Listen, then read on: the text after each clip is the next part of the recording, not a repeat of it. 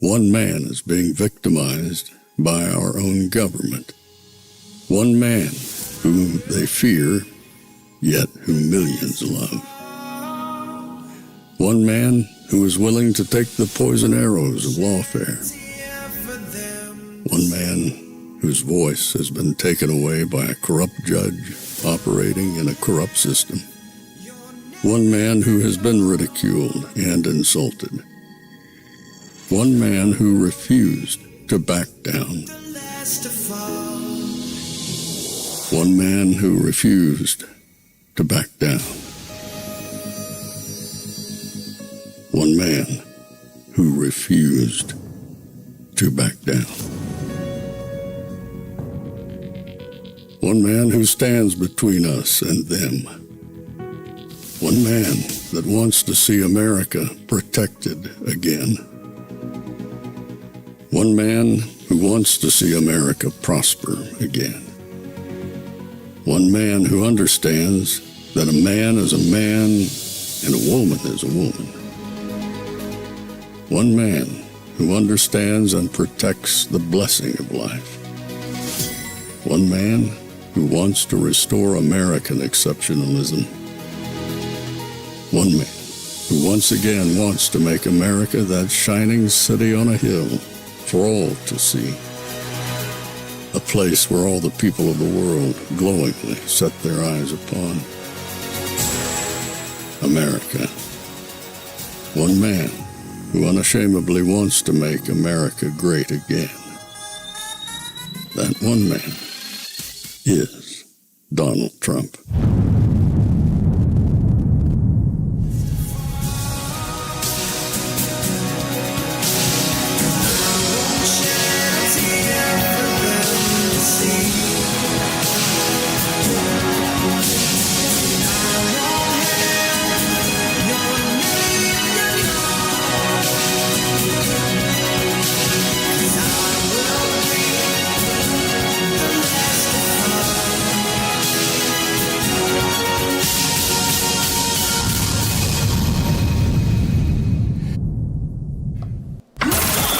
This is Fanfare with Barry Cunningham.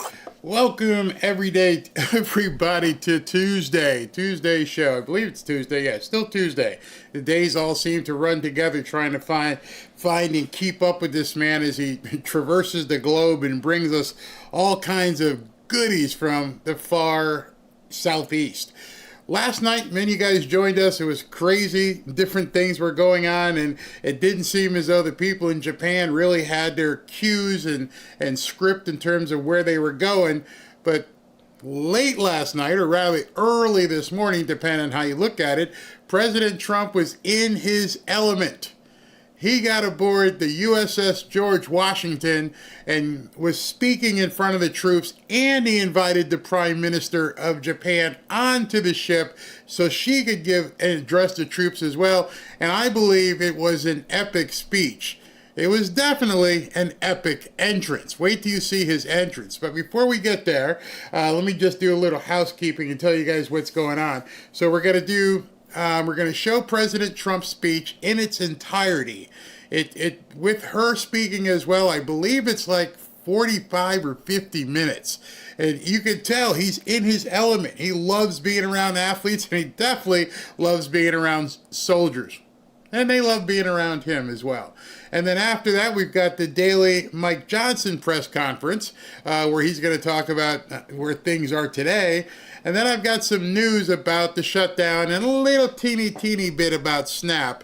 There's also some breaking news that I'm trying to put together and get a really encaps story around it. I'll tell you about that in a little while as well.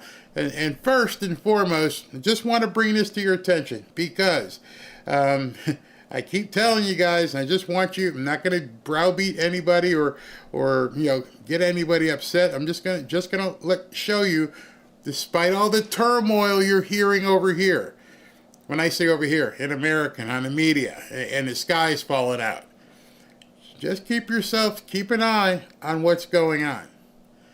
Keep a very keen eye and avoid the noise and understand the signal.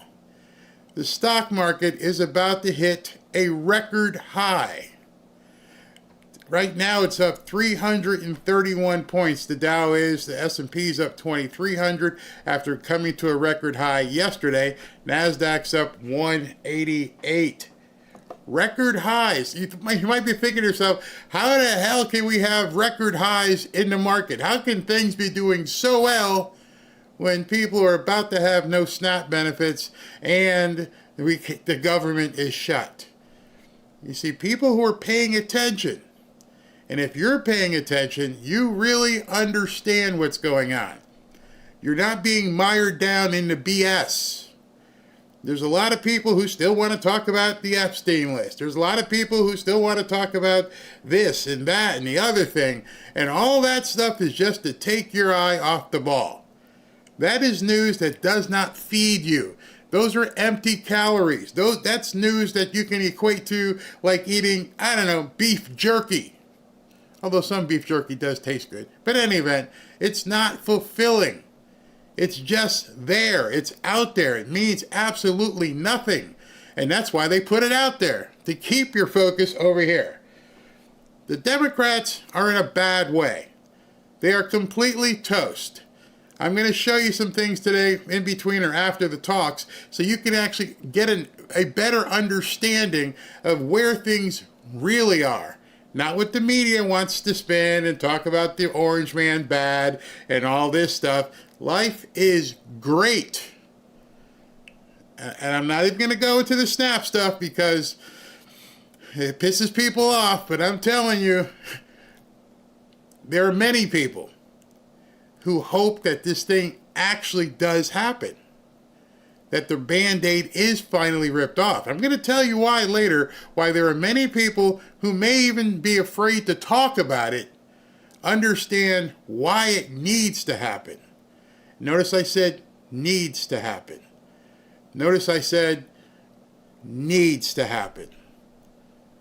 Because when you understand why it has to happen for this government to succeed, light bulbs might go off in your head. And unlike the Democrat who said that we need to have this thing shut down for leverage, it's not leverage on the Republican side. Maybe they think it's leverage on the Democrat side. It's not leverage at all. I am convinced right now there is a reason why the Republicans are holding steady. And when I tell you that reason after President Trump speaks, hopefully at that point, light bulbs will be going off in everybody's heads. In addition to that, I want to show you his schedule because I'm doing some things with Robin. I'm not sure if I have a chance to do a nighttime show, but maybe based on timing, I might. This is President Trump's schedule. And as you scroll down, where's Tuesday? The day we're actually on. All right, there's Monday. Then here is Tuesday. Right, Tuesday, October 28th. Now, you got to look at the two different time zones here. Local is the time over in Southeast Asia. Now, of course, here, as you're seeing the times in bold, those are the times here. So we obviously missed 1:59 and then 2 o'clock. And at 2:16 this morning, our time, he was talking to the people on the USS George Washington.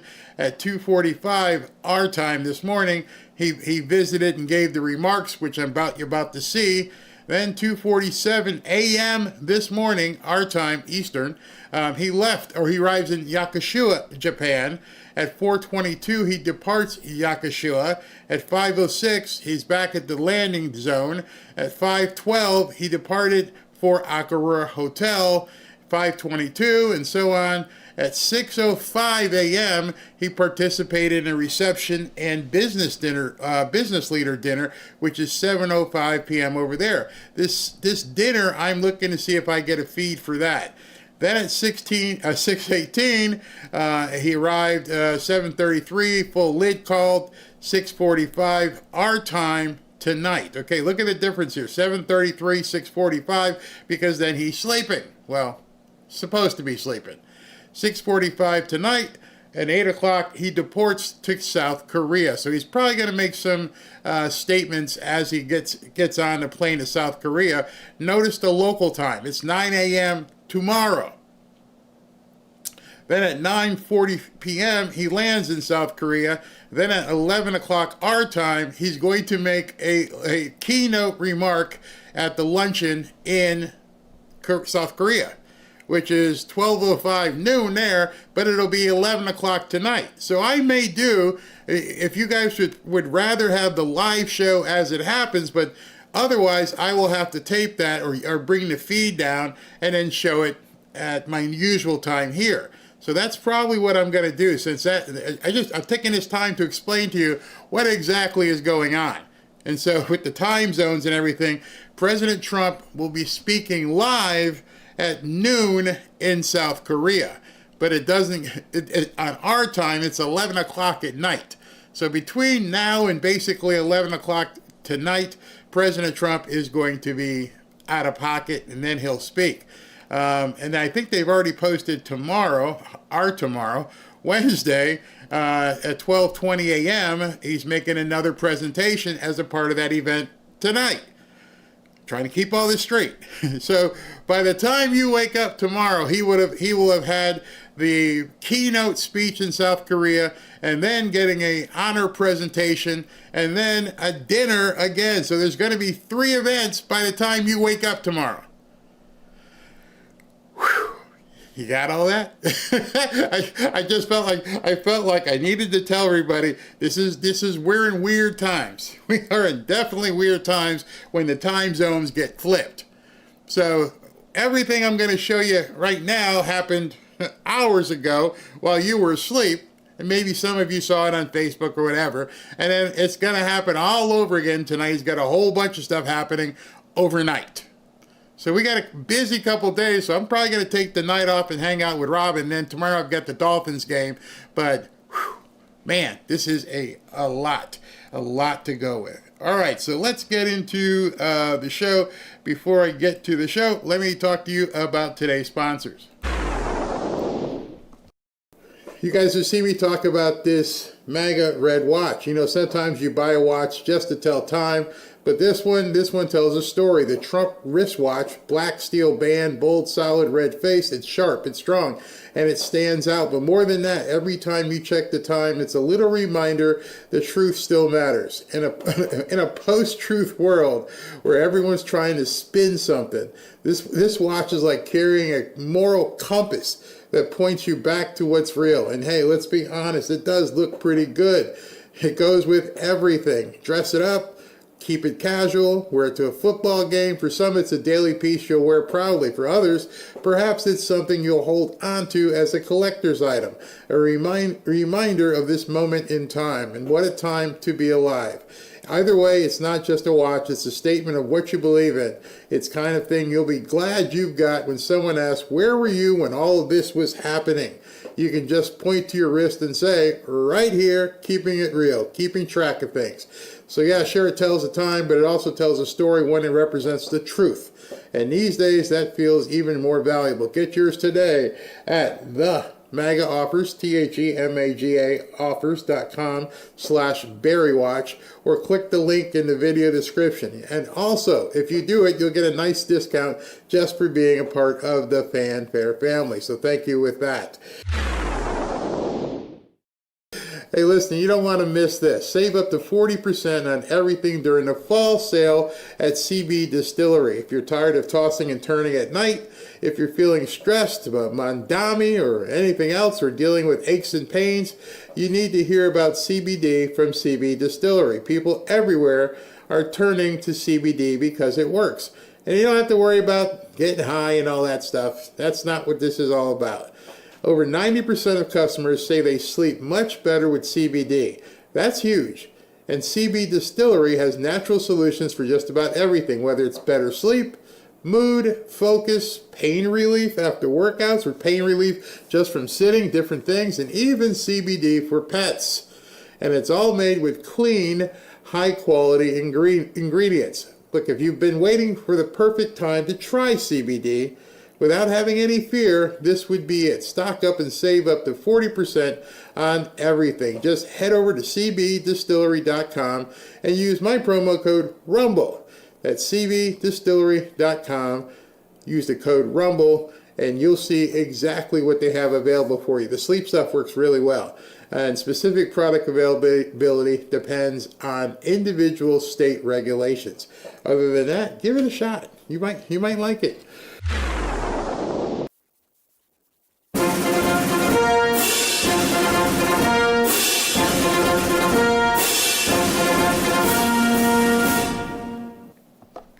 Teaser. There's a teaser.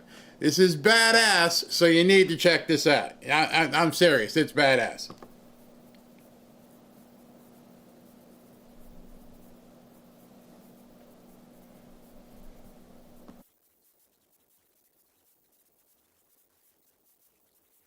Ladies and gentlemen, the President of the United States, Donald J. Trump.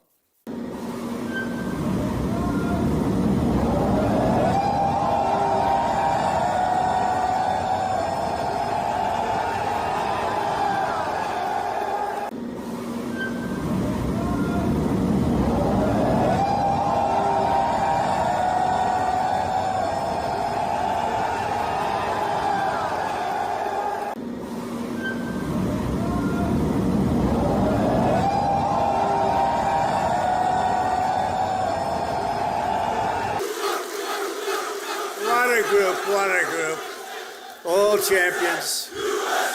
USA.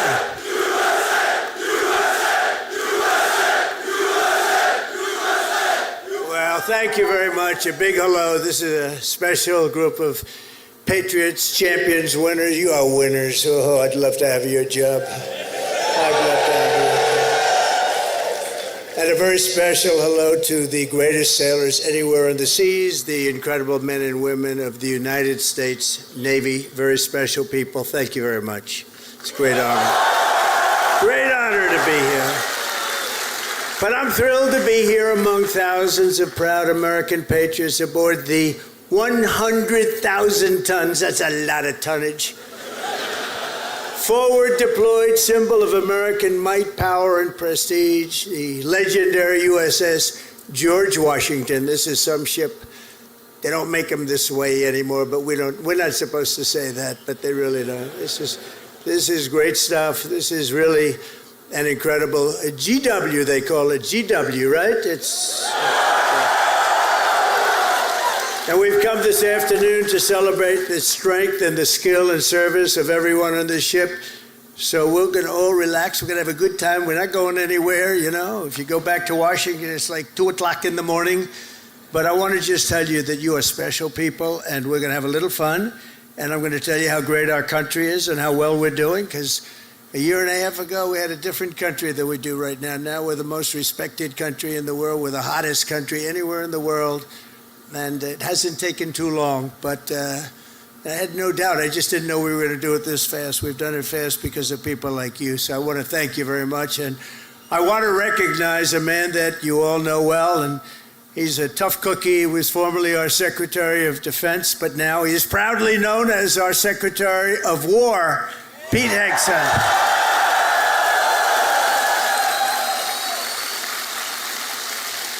And, you know, I don't say this. He gave up a hell of a job. They were going to pay him millions of dollars. They didn't want him to leave. That crazy Fox said he wanted him to leave.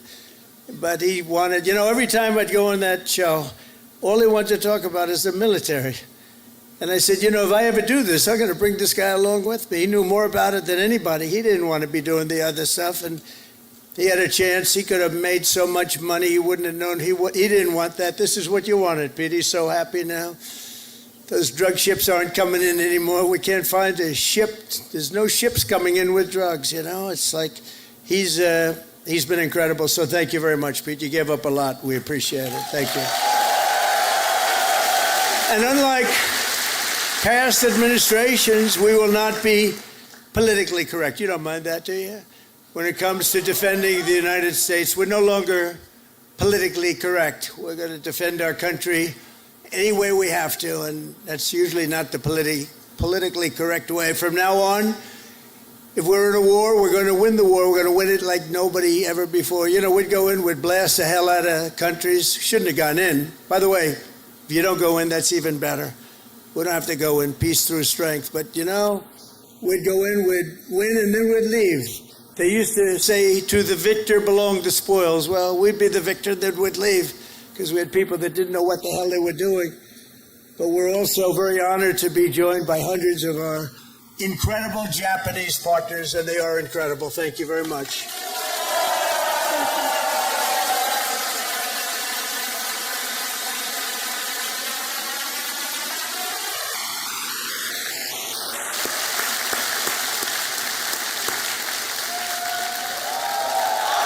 This woman, that's right. This woman is a winner. So, you know, we've become very close friends all of a sudden because their stock market today and our stock market today hit an all-time high. That means we're doing something right. But the cherished alliance between the United States and Japan is one of the most remarkable relationships in the entire world. Really, there's never been anything like it. Born out of the ashes of a terrible war, our bond has grown over 8 decades into the beautiful friendship that we have. It's a foundation of peace and security in the Pacific. You see it? So on behalf of all American sailors stationed in this beautiful country, let's hear it for our allies and the Japanese self-defense forces and all of the Japanese people that we love and respect. And I have such respect for Japan and the country, and now I have a really great respect for the new and incredible Prime Minister. And I have to say this, the first female Prime Minister in the history of Japan. Madam Prime Minister, please say a few words, please. Thank you, Mr. President, and thank you all. 通訳。本日、米国の海軍創設250周年という記念すべき節目にトランプ大統領とともに地域の自由と平和を守る象徴である空母ジョージ・ワシントンで挨拶するチャンスをいただいたこと心から光栄に思います。This year marks the U.S. Navy's semi-quincentennial anniversary. As we celebrate the important milestone, I'm truly honored to have this opportunity to deliver remarks with President Trump aboard the aircraft carrier USS George Washington, a symbol of protecting freedom and peace in this region. でまず何よりも日夜、我が国と地域の平和と安全のために尽力してくださっている自衛隊員、そして在日米軍の、軍隊の皆さん、軍人の皆様に心から敬意と感謝を捧げます。First and foremost, I would like to express my deep respect and sincere gratitude to all the men and women in uniform from Japan's Self-Defense Forces and the U.S. Forces Japan for your dedication and commitment to safeguard peace and security of our nation and the region day and night. 6年前に、ありがとう、Thank you.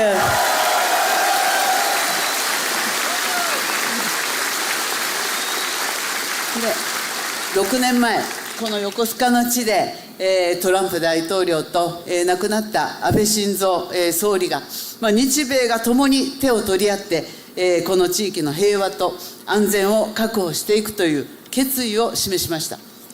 6 years ago, at this same place here in Yokosuka City, the late Prime Minister Shinzo Abe and President Trump stood side by side and demonstrated their resolve that Japan and the United States would join hands to ensure peace and security in this region.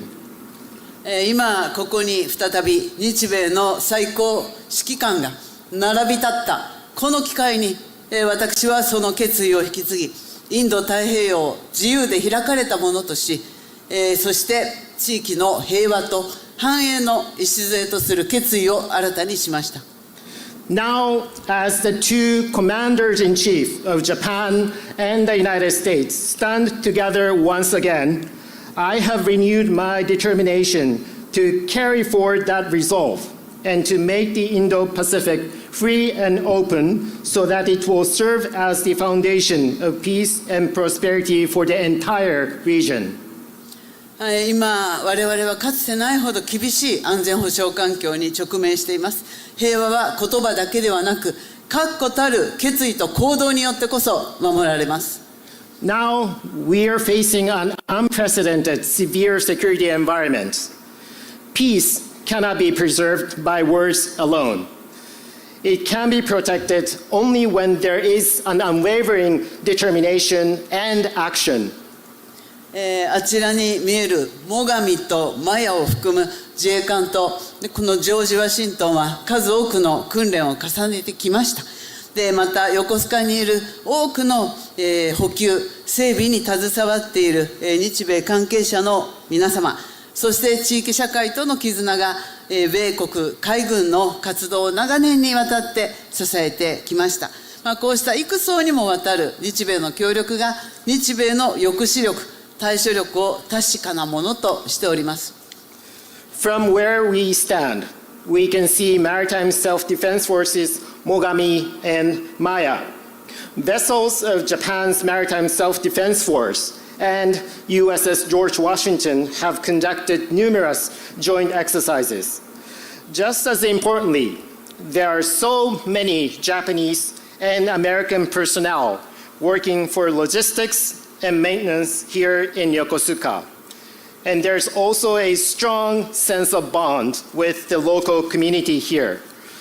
Those are what have been supporting the activities of US Navy over the years.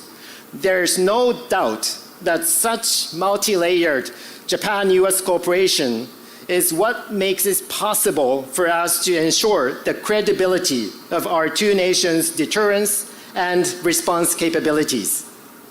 私は決意しています。今後、日本の防衛力を抜本的に強化して、この地域の平和と安定により一層積極的に貢献していきます。So let me reiterate my unwavering determination here. Japan is committed to fundamentally reinforce its defense capabilities, and Japan is ready to contribute even more proactively to peace and stability of the region. そのことにより、トランプ大統領とともに世界で最も偉大な同盟になった日米同盟をさらなる高みに引き上げてまいります。Through these efforts, together with President Trump, I am determined to elevate the Japan-US alliance, which has already become the greatest alliance in the world, to even greater heights. 日米は共に帆を掲げ、自由で開かれた海を進みます。この横須賀から紡がれる航路は、日米の絆を輝く未来へと導くことを確信しています。Japan and the United States will advance together with our sails raised high across a free and open sea. And I am very confident that the sea route from Yokosuka will make our bond even stronger and stronger and bring our two nations on the path to a shining future. Thank you.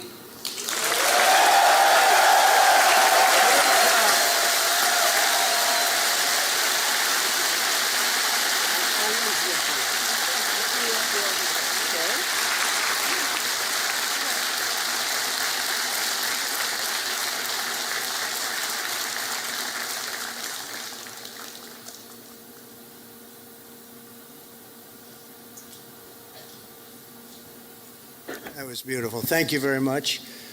And we will have a long, good relationship, and we'll have fun doing it. You know, you have to have fun, although sometimes it's never fun. She's tough to negotiate with, I want to tell you.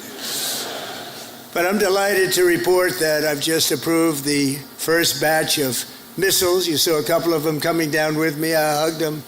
We need them. They're the best in the world. Nobody has them like we have them. They all want our missiles. That's the problem. Everybody wants them.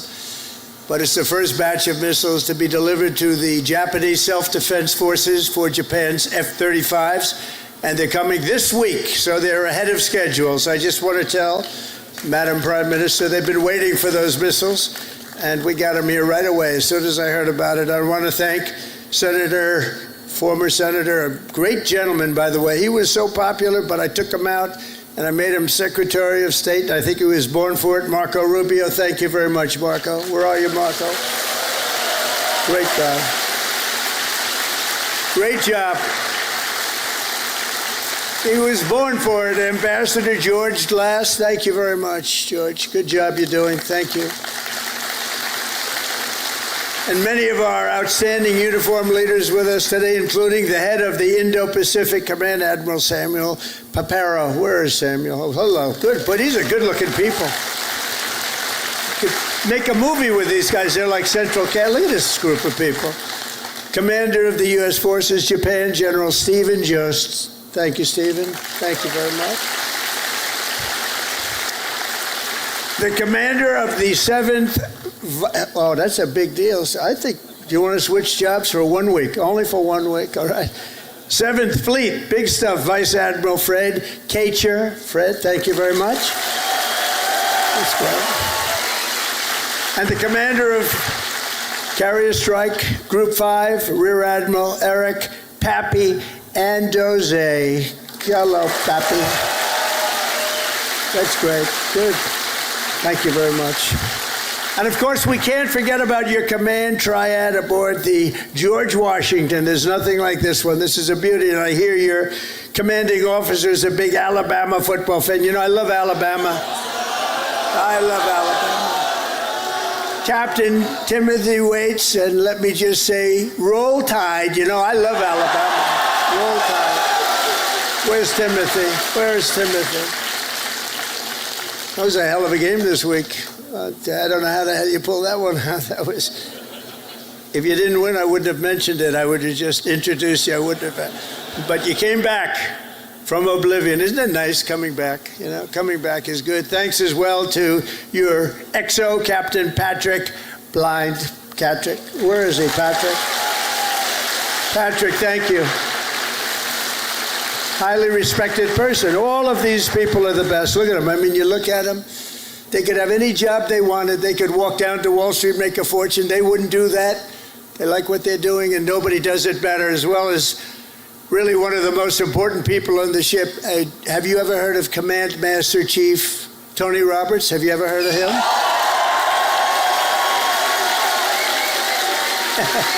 Wherever you are, where's Tony? Thank you. Thank you, Tony. He's a popular guy. And as many of you know, this month we're celebrating a truly momentous anniversary. 250 years of courage and pride, honor and victory by the United States Navy. 250 years. Can you imagine?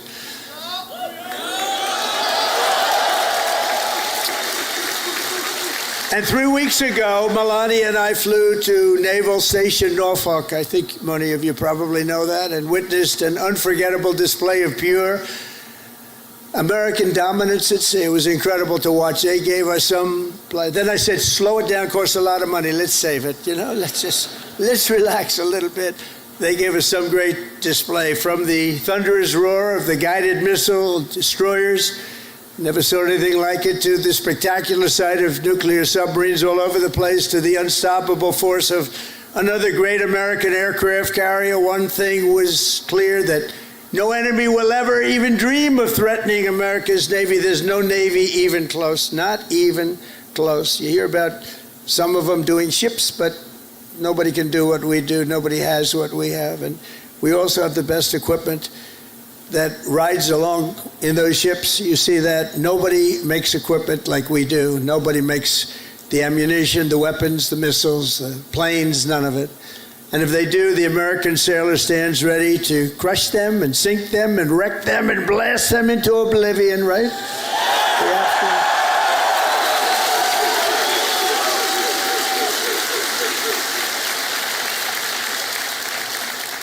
And that's a terrible statement for me to make. That's the end of it, because everybody said that I should immediately get the Nobel Peace Award. With that statement, that takes me out of the running, but that's the way.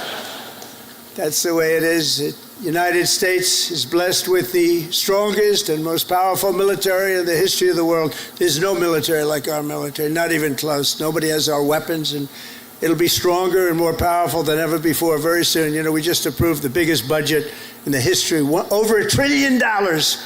Over $1 trillion. We have the best ships, the best airplanes, the best submarines, the best technology.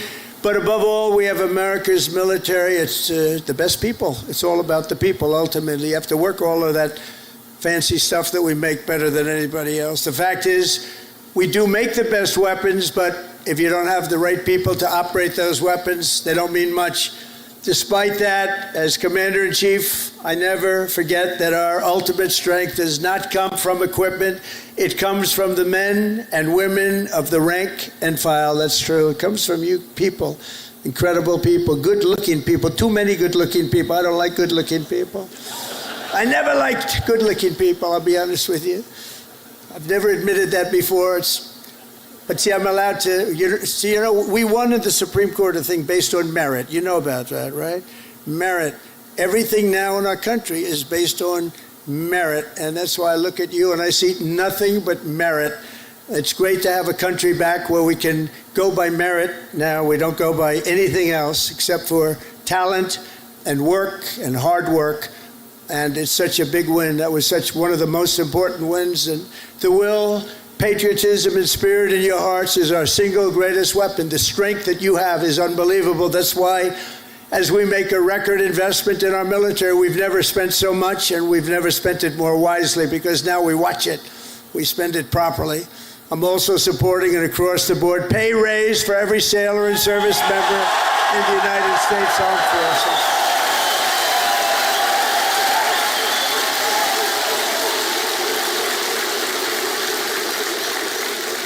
Now, if you don't want it, you want to give back to your country, just let us know. We won't give it to you. Is there anybody in that category? Huh? But now, all we really have to do is get the Democrats to approve it. But they'll come along. They always do, they always do. And because I heard that the sailors on the George Washington took a hit to your family separation pay, you know what I'm talking about, right? You took a little hit to be here, right?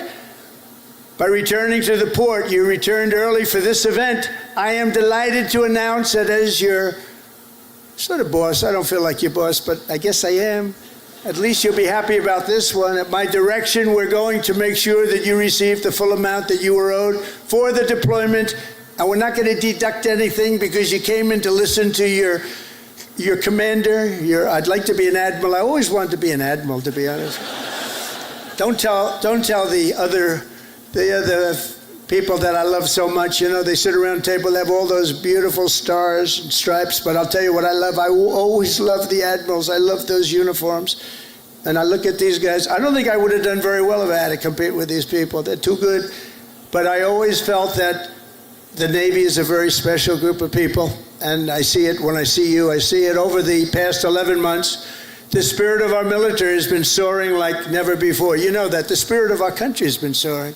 After years of recruiting shortages, and we had bad ones, it was embarrassing, frankly. During my campaign, before the election, November 5th, after that it all changed. After we won, it all changed. And now we have waiting lists with record numbers trying to join the U.S. Navy and all of the armed forces. We have literal waiting lists, and I'm pleased to report that 2025 was the Navy's single best recruiting year in many generations. That's pretty good, isn't it?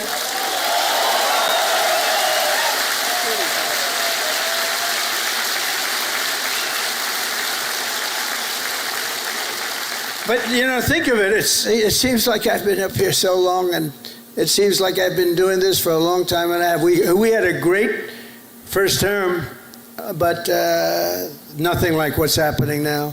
We had the greatest economy in the history of our country. I rebuilt the military in the first term, and then they gave a lot of it away to Afghanistan. But it was really just a tiny speck, but it was the concept of what it was.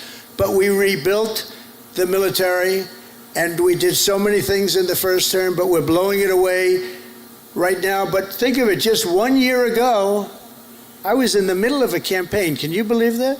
It doesn't feel that way. I said, you're right. It's not November 5th yet. We have another week or so to go. I was campaigning 1 year ago. And look at all the things that we've done since this this unbelievable day, November 5th. That's when it all changed. When we won on November 5th, it all changed, and we went from a country that wasn't respected and a lot of people that had no spirit. That includes joining the police, the fire departments. They didn't want to join. After that, they started joining, and it seems like 10 years ago, not less than a year. Think of it, less than a year ago, I was campaigning. You know, we won the second election by a lot, so we had to just prove it by winning the third by too big to rig, I called it. It was too big to rig. And it was an amazing victory. And thank goodness we won, because we were in big trouble. We were in big trouble. But the new recruits, every sailor aboard this ship has answered a sacred call of duty to cross any ocean, fight any battle, and defend America and its allies with unwavering resolve. As you know, the George Washington is the only aircraft carrier on Earth that is permanently stationed overseas. It's permanent. Now, if you'd like to take a trip back to America, let's do it one time. Well, I'll join you. I'd love to join you. You know, when I landed on this, it doesn't feel like a ship. It's solid. This is a solid piece of stuff. These 4.5 acres of power and steel are the front line of American freedom in the Pacific.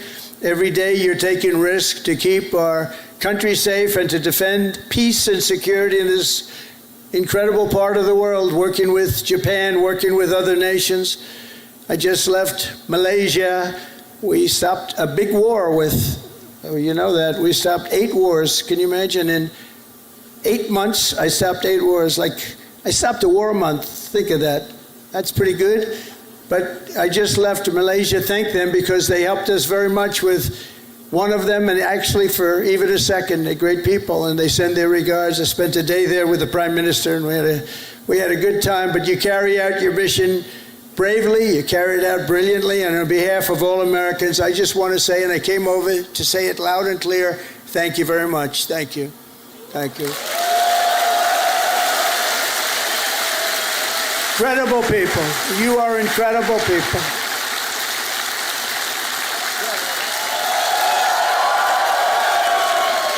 They actually have the best location, because if they're really good looking, they end up in Hollywood. You know, you're not going to, you have a great look, but you're not going to end in Hollywood. They can just see the back of your head, all the media. Look at all the fake news back there. But 2 years ago, Naval Air Crewman 3rd Class James McCall was just a few months into his first fleet tour with the Golden Falcons helicopter squadron, when he and his crew were called on a search and rescue mission to find 3 missing Navy divers. Incredible, brave guys, the divers. But they were stranded at sea and right off the Japanese coast. They were exhausted and assuming they were going to die. They assumed they were going to die.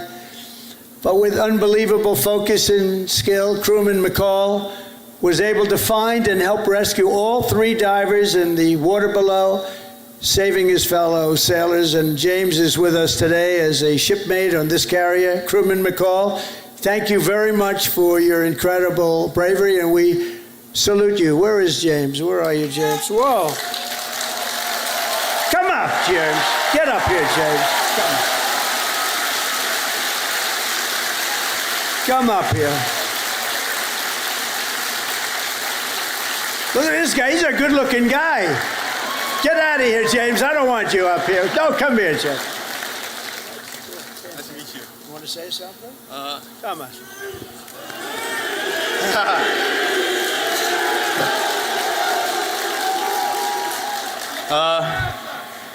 I just want to say I appreciate all my fellow shipmates. What I did back then in Iwakuni, it was heartbreaking for losing those loved ones down there, but we brought some back whenever we went down there.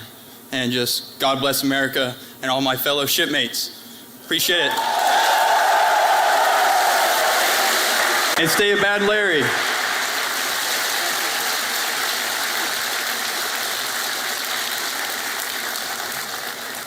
I was wondering, maybe he almost stayed up. He could have been up here for a while. You did that very well. He's going to be running for office next week. You watch. Great job, James. A lot of bravery, too. But as James' story reminds us, the Navy is a family and a team, and each of you has a vital role to play gathered here. this afternoon are some of those whose toil and sweat gets our magnificent planes in the air and brings them safely back home. And we have the shooters and the gear dogs and the paddles and the white shirts and, of course, the blue shirts, the yellow shirts, the red shirts on the flight deck. And all over the hangar bay, I want to thank you all. You're incredible people. I saw some of you there. We're rushing to get down here, and they want to take pictures up there, you know. They're very aggressive people. Sir, can I have a picture? They're supposed to be standing at attention. Sir, can I have a picture, sir? Yeah. You know what I'm talking about, right? Very aggressive. But I think they're great. We also have a real genius and these people are incredible, who maintain the largest and most complex machine ever built, are amazing mechanics and engineers on the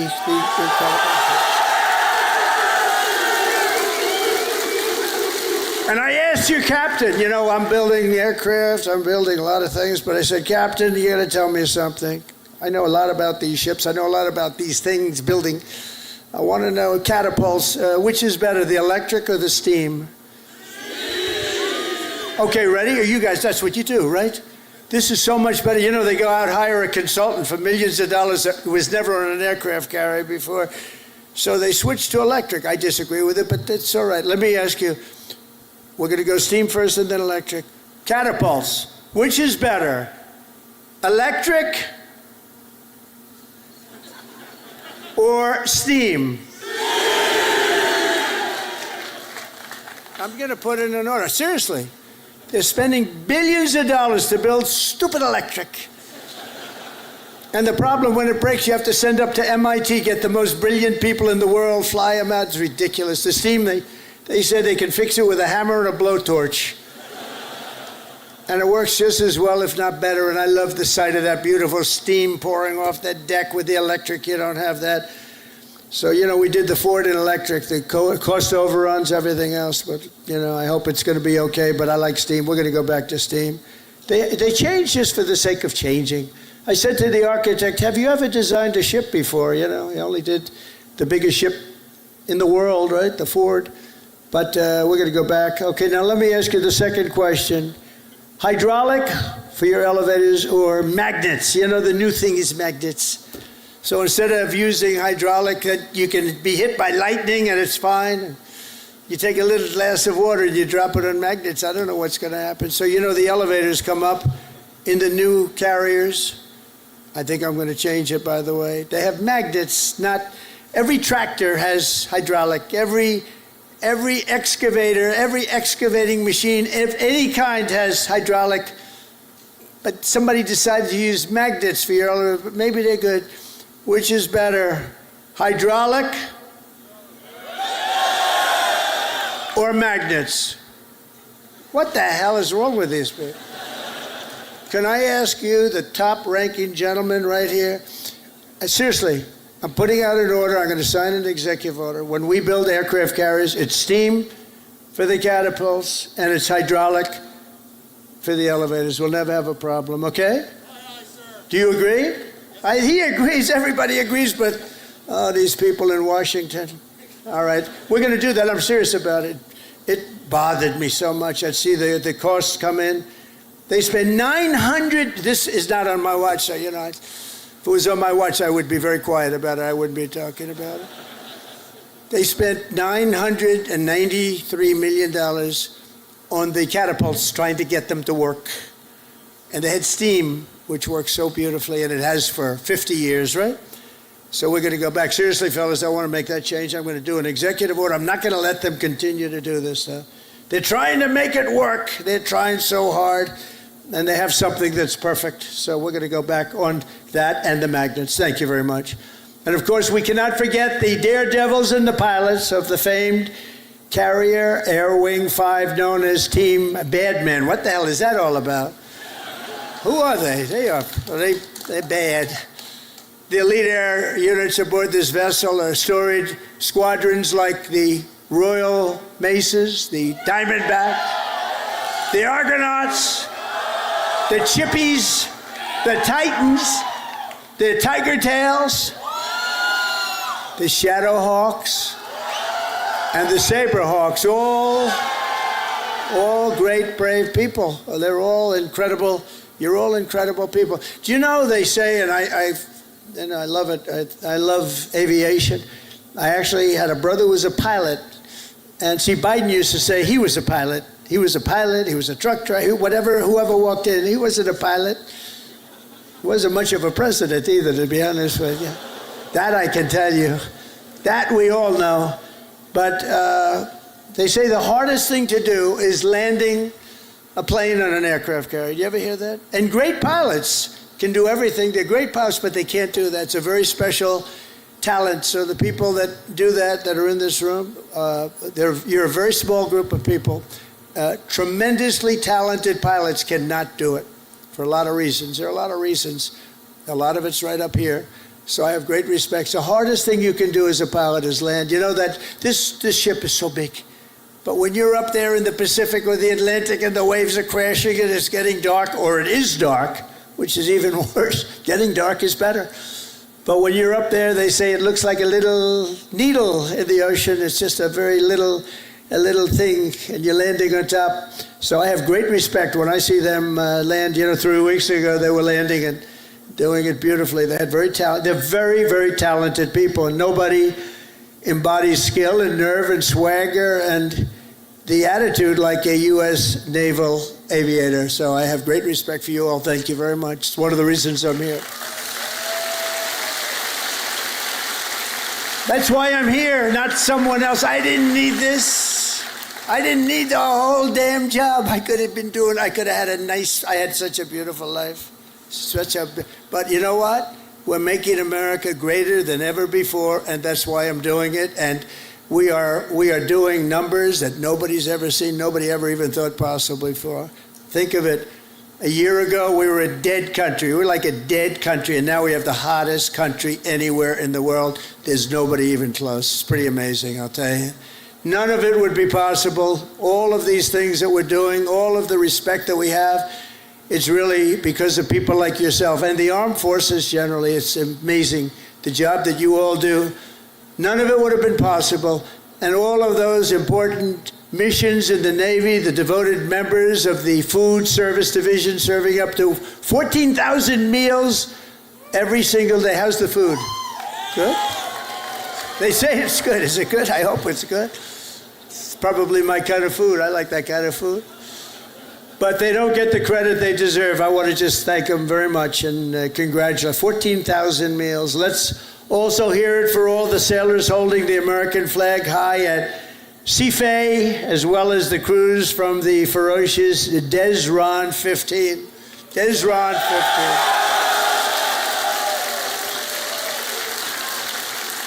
But together, the sailors here today give your very best to our nation. And as your commander-in-chief, I'm fighting every single day to ensure that we give you our very best also. We do. We're giving you everything. We're giving you more than anybody's ever given. We're bringing it up to a standard that nobody's ever seen before. We're starting to make ships also. Part of our deal with the trade is we're starting to make ships. We used to be number one at making ships, and then we lost our way.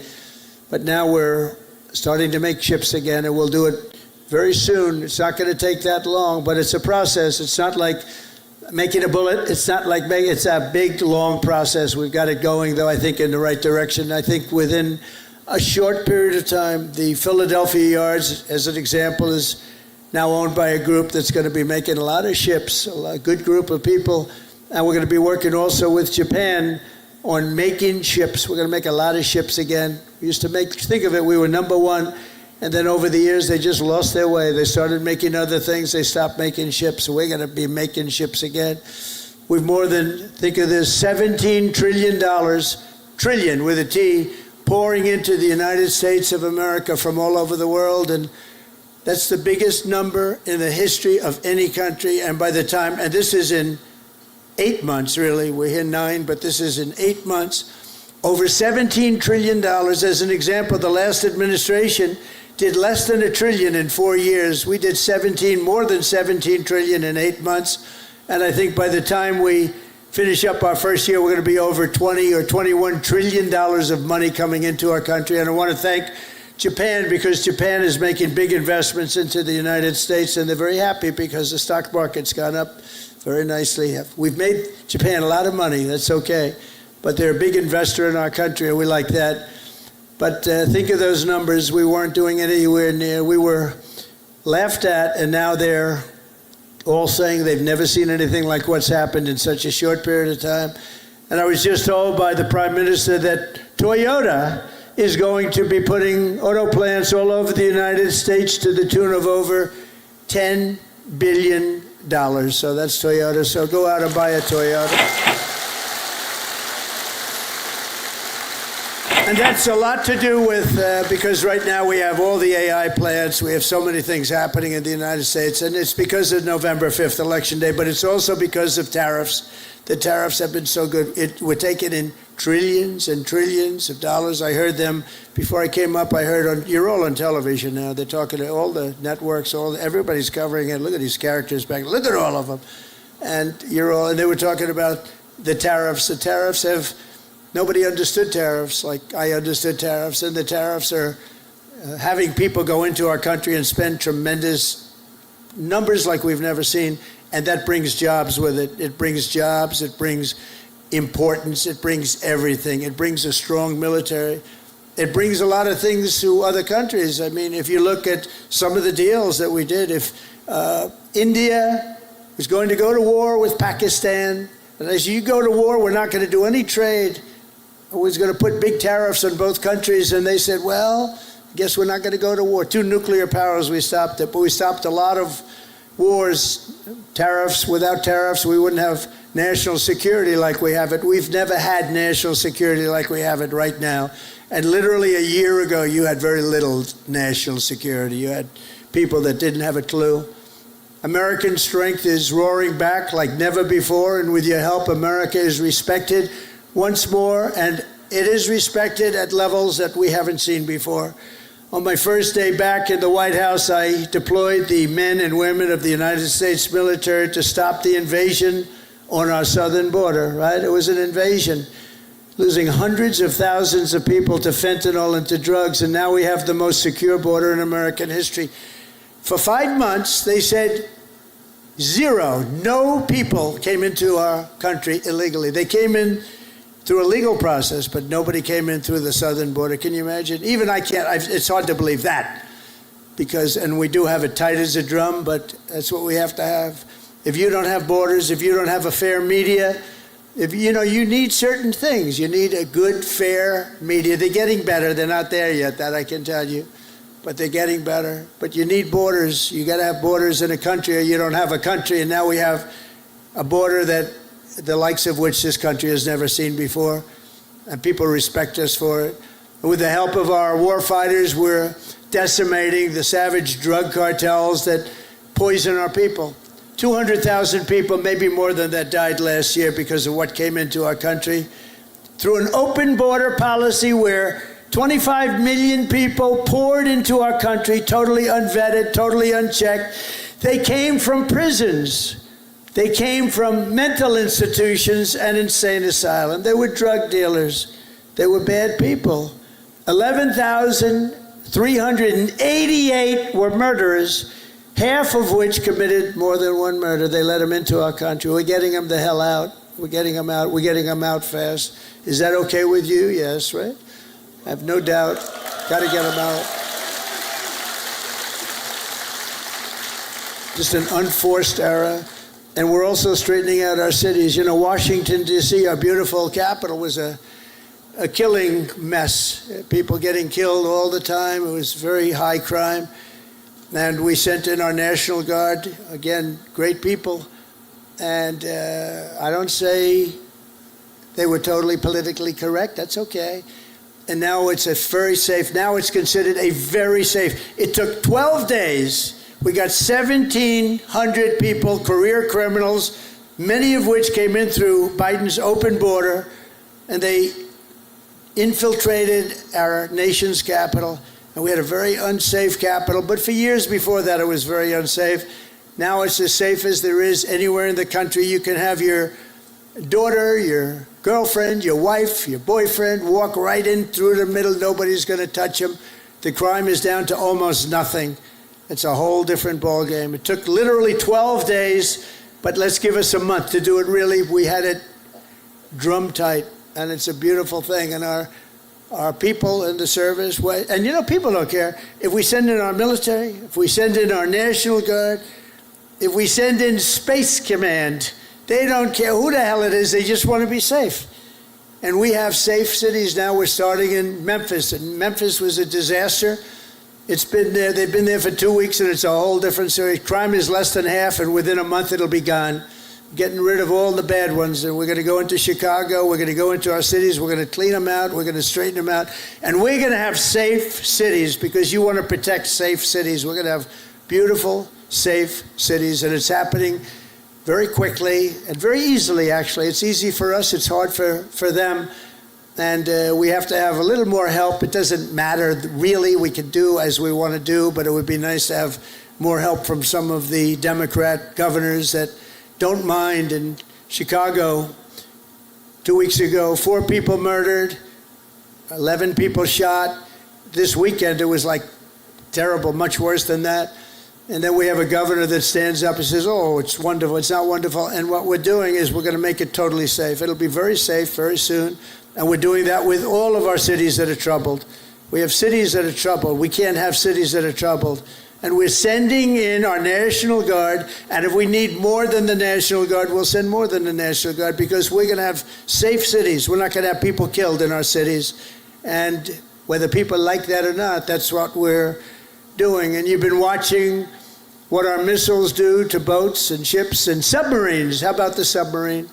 They said, no, that was just fishing. The radical left Democrats said, well, it was a submarine, but they were just fishing. Submarines don't go fishing, do they? You know more about submarines than I do. You have a beauty parked outside, actually. This is a submarine, and you know what it was designed for? Transporting drugs, and it got hit.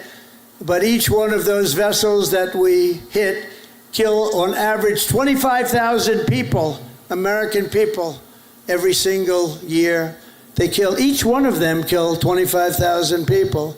So we have to stop it, and we have stopped it. And I want to thank Pete for having the courage to do it. And believe me, people are very honored that you do it. 25,000 people for each boat. For many years, the drug cartels have waged war in America, and at long last, we're finally waging war on the cartels. We're waging war like they've never seen before.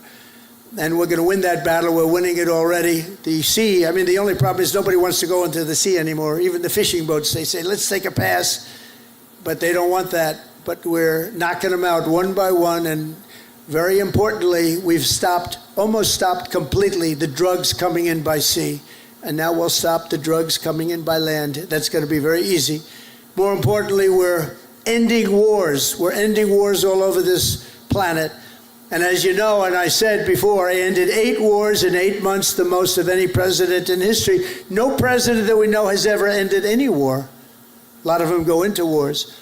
But this includes Kosovo and Serbia, the Congo and Rwanda, Pakistan and India, Israel and Iran. You saw that. How about those B-2 bombers? They went in there. They took out that nuclear capability. Iran would have had a nuclear weapon within 2 months. Not anymore. Egypt and Ethiopia, Armenia and Azerbaijan. That was going on for 35 years. Big, horrible war. And just this month, we ended the war in Gaza, in the Middle East. We ended the war in the Middle East. Nobody thought it was possible.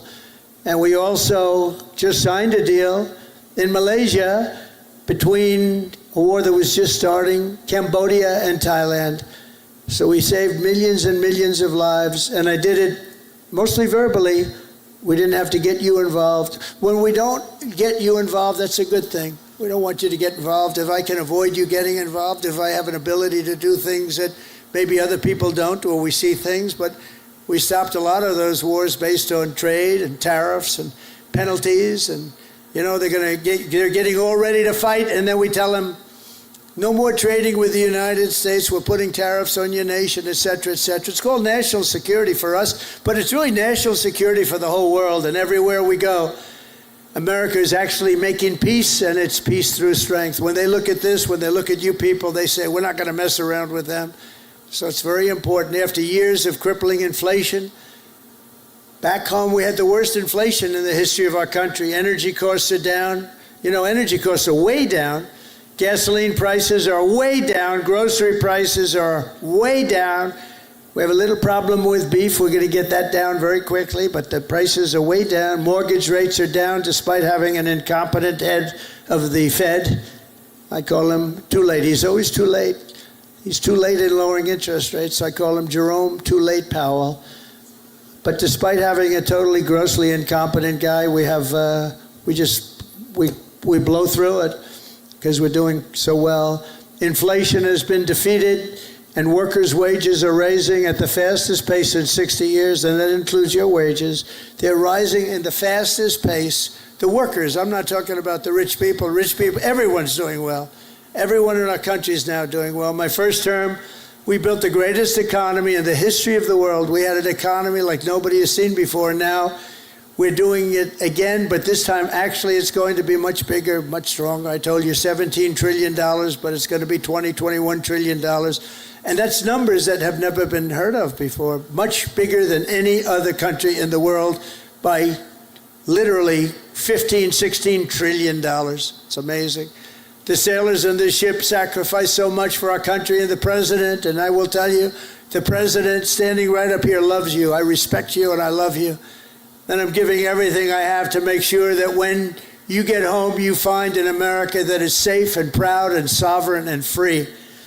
One service member who reminds us that we're working for you and for everybody and for our country is Chief Warrant Officer Will Hightower, who serves on the George Washington in the all-important deck department. Do you know what the deck department is? I have no idea. But they do. In April 2024, Will sailed away from Norfolk, leaving behind his wonderful wife, Megan, their precious 6-year-old daughter, and their 1-year-old son. In the past 12 months, he has only been home for 3 weeks total, 3 weeks. An enormous sacrifice, very tough on the family, but an experience everyone on the ship really knows very well. In February, Will's tour will come to an end, and he will finally be going home just in time for his daughter's birthday. So, Will, I want to thank you together with all of those people that go through the same thing. I want to really thank, where is Will? Is Will around here? Where is Will? Wow, look at him. But these are good-looking people here. That's great, Will. How does it feel? Good? That's great. Feels amazing. That's fantastic. That's fantastic. See, in the old days, I'd say, does your wife still love you? But I don't do that anymore, you know? Does your wife still love you? Yes. Do you still love your wife? Every day. That's good. Okay, that's good. So that's good. Great. Beautiful. Say hello to your daughter, right? And your wife. And just in conclusion, every sailor here today inherits a legacy of valor and grit and glory unmatched in the long history of mankind's voyage on the seas. It's a voyage like nobody's ever had like you have. For 2.5 centuries, America's Navy has preserved the vision of our first commander-in-chief who gave this ship its storied name, its righteous soul, and its timeless motto, first in war, first in peace. Very famous phrase, George Washington. After 250 years, that is exactly what our country is today. It's first in war, first in peace, first in wealth, first in power, first in science, first in spirit, and first in freedom. And we went through 4 bad years, but now America will always be first again. If you have the right person up here, if you have somebody that understands a lot of different subjects, we're going to be bigger, better, stronger, and more important, really, frankly, to the world. Japan respects us. If you see what's going on all over the world, they're respecting us again. They respect us like never before. The treatment they gave me all over as I go around to different countries is great, but it's really a respect for me, but it's a bigger respect for our country. They respect our country again. They didn't respect our country just a few years ago.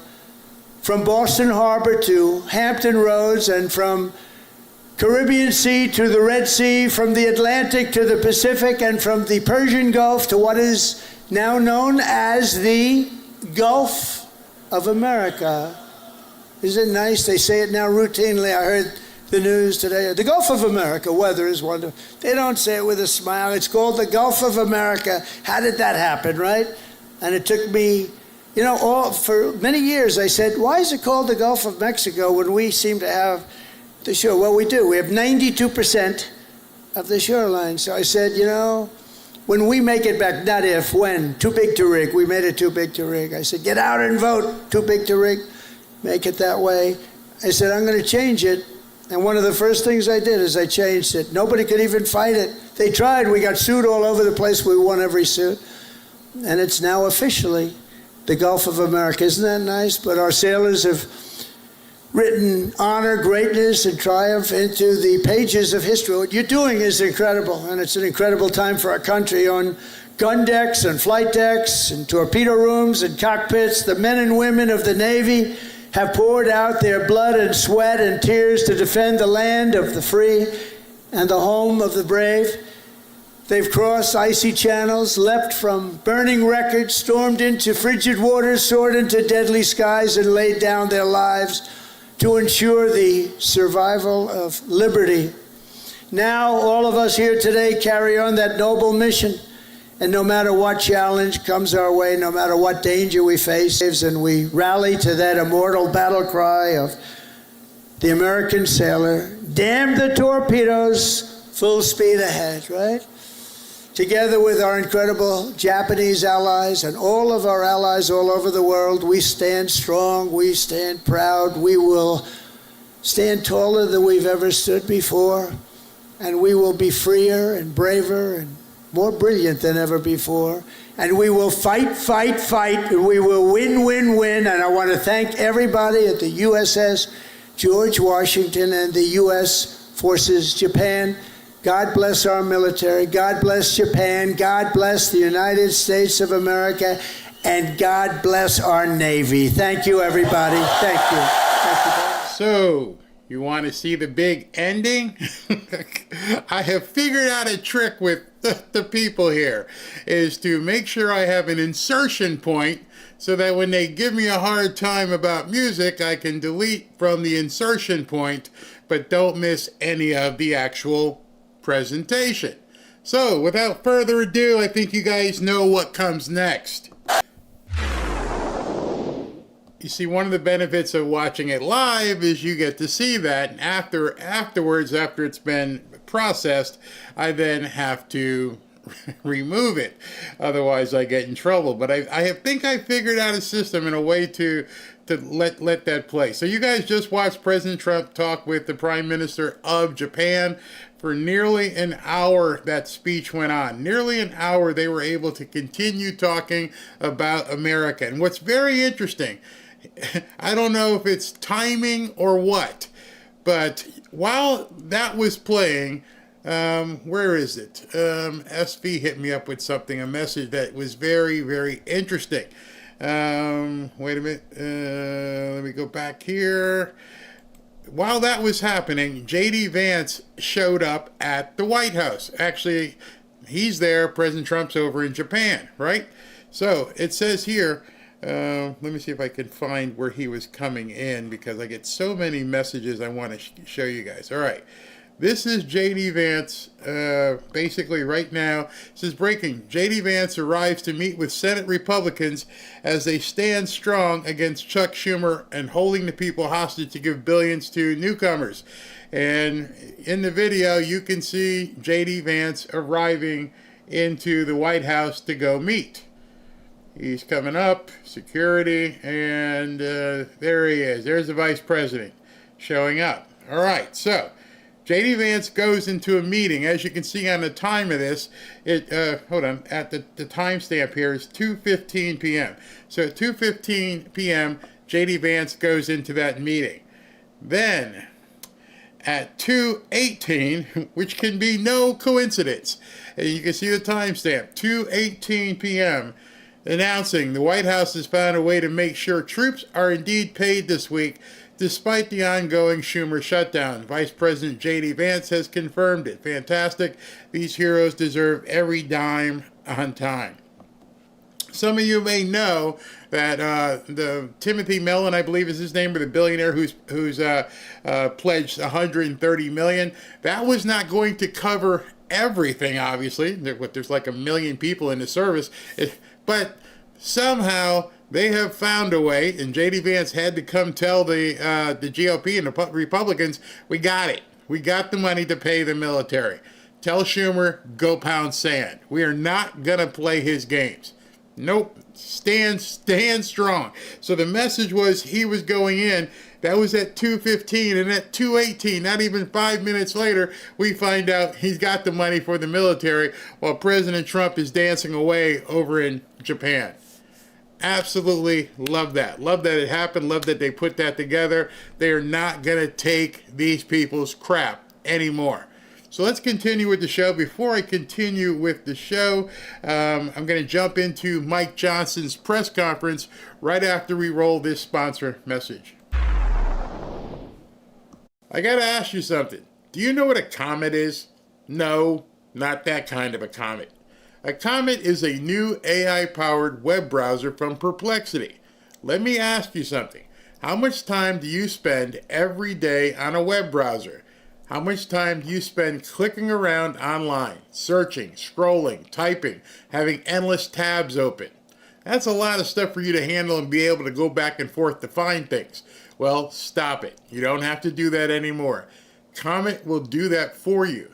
Using Comet feels like having a personal assistant living in your web browser that can actually do things for you across the internet. It gives you answers. It finds things for you. For example, you can ask Comet to handle tasks, and it literally clicks, types, searches, and scrolls just like you would, but it's getting things done for you in the background while you go about your day. Comet can shop for you. It can make reservations. It can book your travel for you. It can summarize articles or videos. It can send emails. It can schedule meetings, and a lot more to make your lifestyle much easier. Comet doesn't just give you answers. It gets things done. That's pretty cool. Very cool.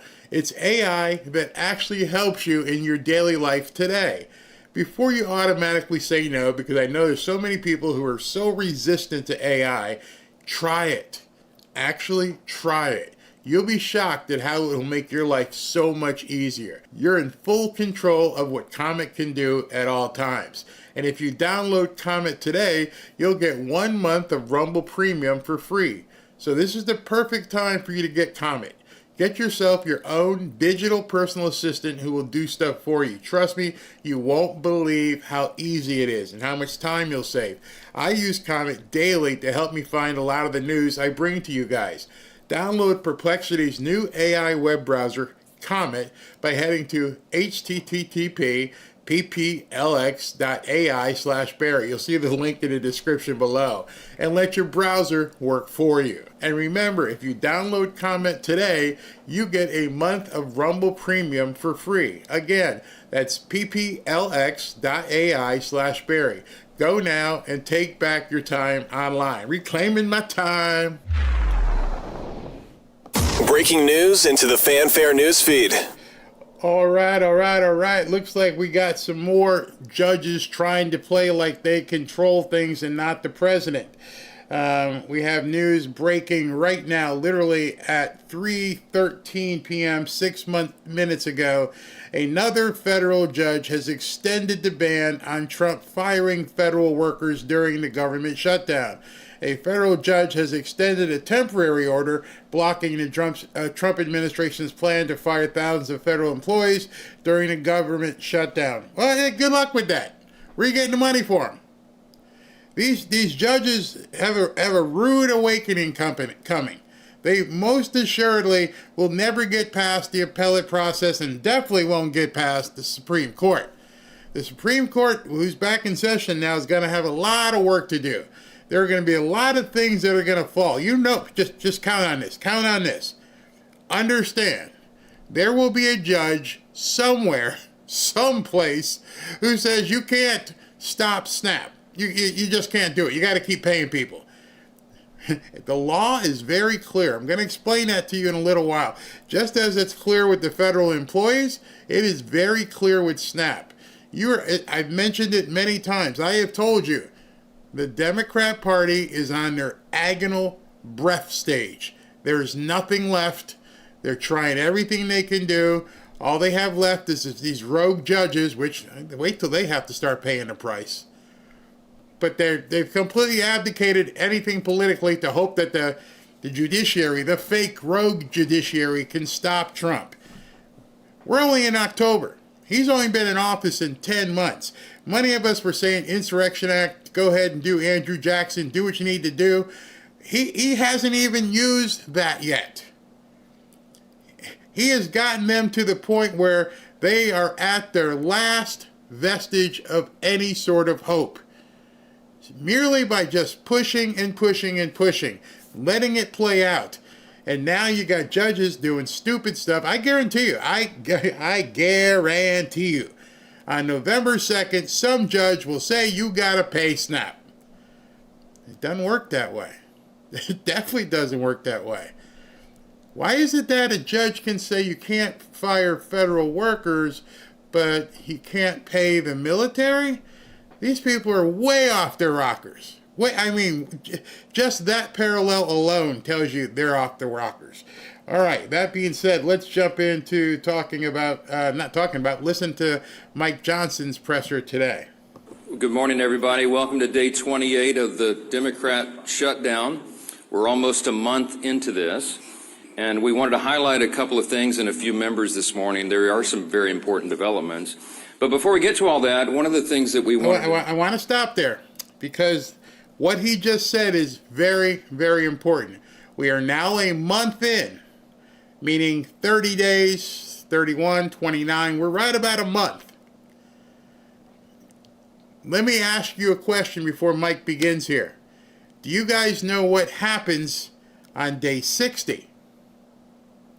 If you don't know what happened, I should say day 61. Do you know what happens with a government shutdown on day 61? Well, I'm going to tell you, but if you know, let me know. Note is that really it's painfully obvious to everyone the true motivation of the Democrats' historic obstruction has now become very clear for everyone. I want to use a little simple, Lily, if you show me this real quick. Just real quick, simple facts, because these things get obscured too much. But there are simple facts about the Democrat shutdown that everybody needs to recognize. Here's 4 of them. First of all, we have to have Democrats to reopen the government. You know that in the Senate it requires 60 votes to break an impasse. Wait, hang on, Lily, hold it real here. Keep it close to the podium. I want everybody to see this, okay? We're going to make it simple. I had my 15-year-old son and some of his friends were together over the weekend, and they wanted me to explain it to them as simply as possible. This is the little formulation, okay? Hey, fellas, remember from civics, you got to have 60 votes in the Senate. We only have 53 Republicans, so we must have Democrats to do it.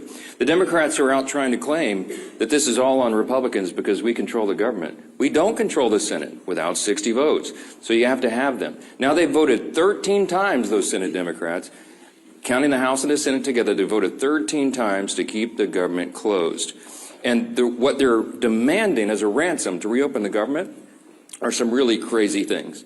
They want to restore $200 billion in health benefits paid for by U.S. taxpayers to illegal aliens and non-citizens. We can't do that. They want billions of dollars in wasteful programs to be returned to foreign countries for things that none of you would agree with. We are not going to do that. They want $500 million to go back to left-leaning news organizations, paid for by taxpayers. We can't do that. And then they want to cut $50 billion from the Rural Hospital Fund that Republicans got signed into law July 4th to prop up health care in red states and rural areas around the country. It's too important, but they want to take that away. They know that we can't do it. And now that they've begun to admit what this is all about, thanks, Lee, put it on the thing there.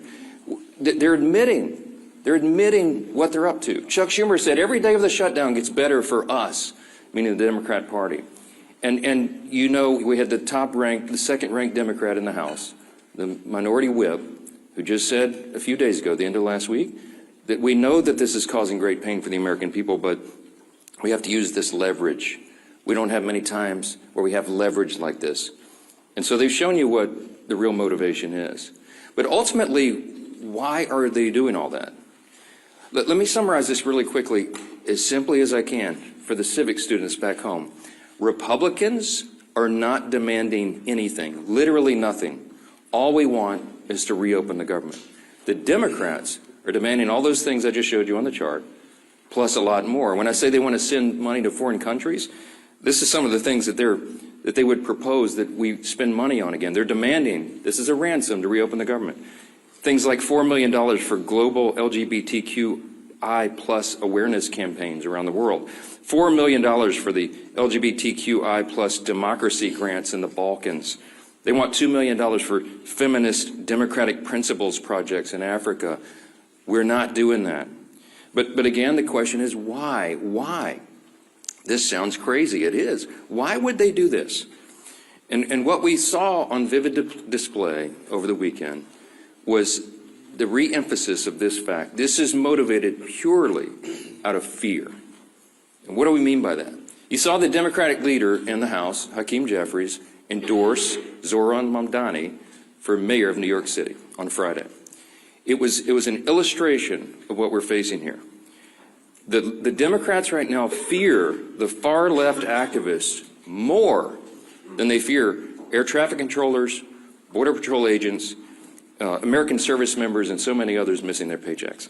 They fear the Marxist insurgents like Mamdani more than they fear families and children going hungry from lapsed benefits that keep food on their tables.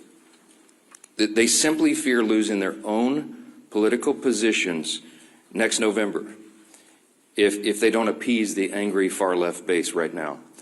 And they will appease that base at any cost, no matter how much pain's inflicted. In fact, they've said in their own words, this gets better for us day by day. How does it get better? Because they're proving to the angry far-left base in their party that they will prioritize them over the American people. And simply put, it's the profound fear in the Democratic Party that drives this shutdown. It is not principle, it is not policy, it is certainly not concern for the constituents that they say that they want to represent. We know that because even their own constituents now are begging Democrats to stop the political games and reopen the government. Just yesterday, the largest union of federal workers, the very people that the Democrats claim that they fight for, came out publicly and urged the Democrats to join the Republicans in passing the House's very simple short-term funding bill. Also, yesterday, the National Air Traffic Controllers Association began to put up flyers in airports to explain the real danger that is being imposed for air travel, air safety in this country, highlighting what the Democrats are doing. So I just want to say this simply to our Democrat colleagues. You have an off-ramp now. You painted yourself into a corner, but here's your off-ramp. The unions, the largest unions, are saying, please do this. You can claim that as cover and say that you had to do it. Reopen the government. Get it working for the people. It's our #1 priority and responsibility as members of Congress. But Senate Democrats have refused to do it for almost a month now. I've said it over and over. Republicans have done our job. We passed the clean short-term funding extension to keep the lights on and pay all these workers and our troops and fund programs like SNAP and WIC that Americans need and rely on. And in the meantime, Republicans have been working very hard around the clock every day of this Democrat shutdown to do our best to reduce the pain for our constituents. In our districts, we got a video running over here just showing some highlights of what all the House Republicans are doing and have been doing for the last few weeks. Out in their districts, they're trying to help Americans navigate the crisis that the Democrats have created with their selfish political decisions. Here's a few more examples this morning we wanted to highlight. In Montana, Congressman Troy Downing, these are all Republicans doing work back home.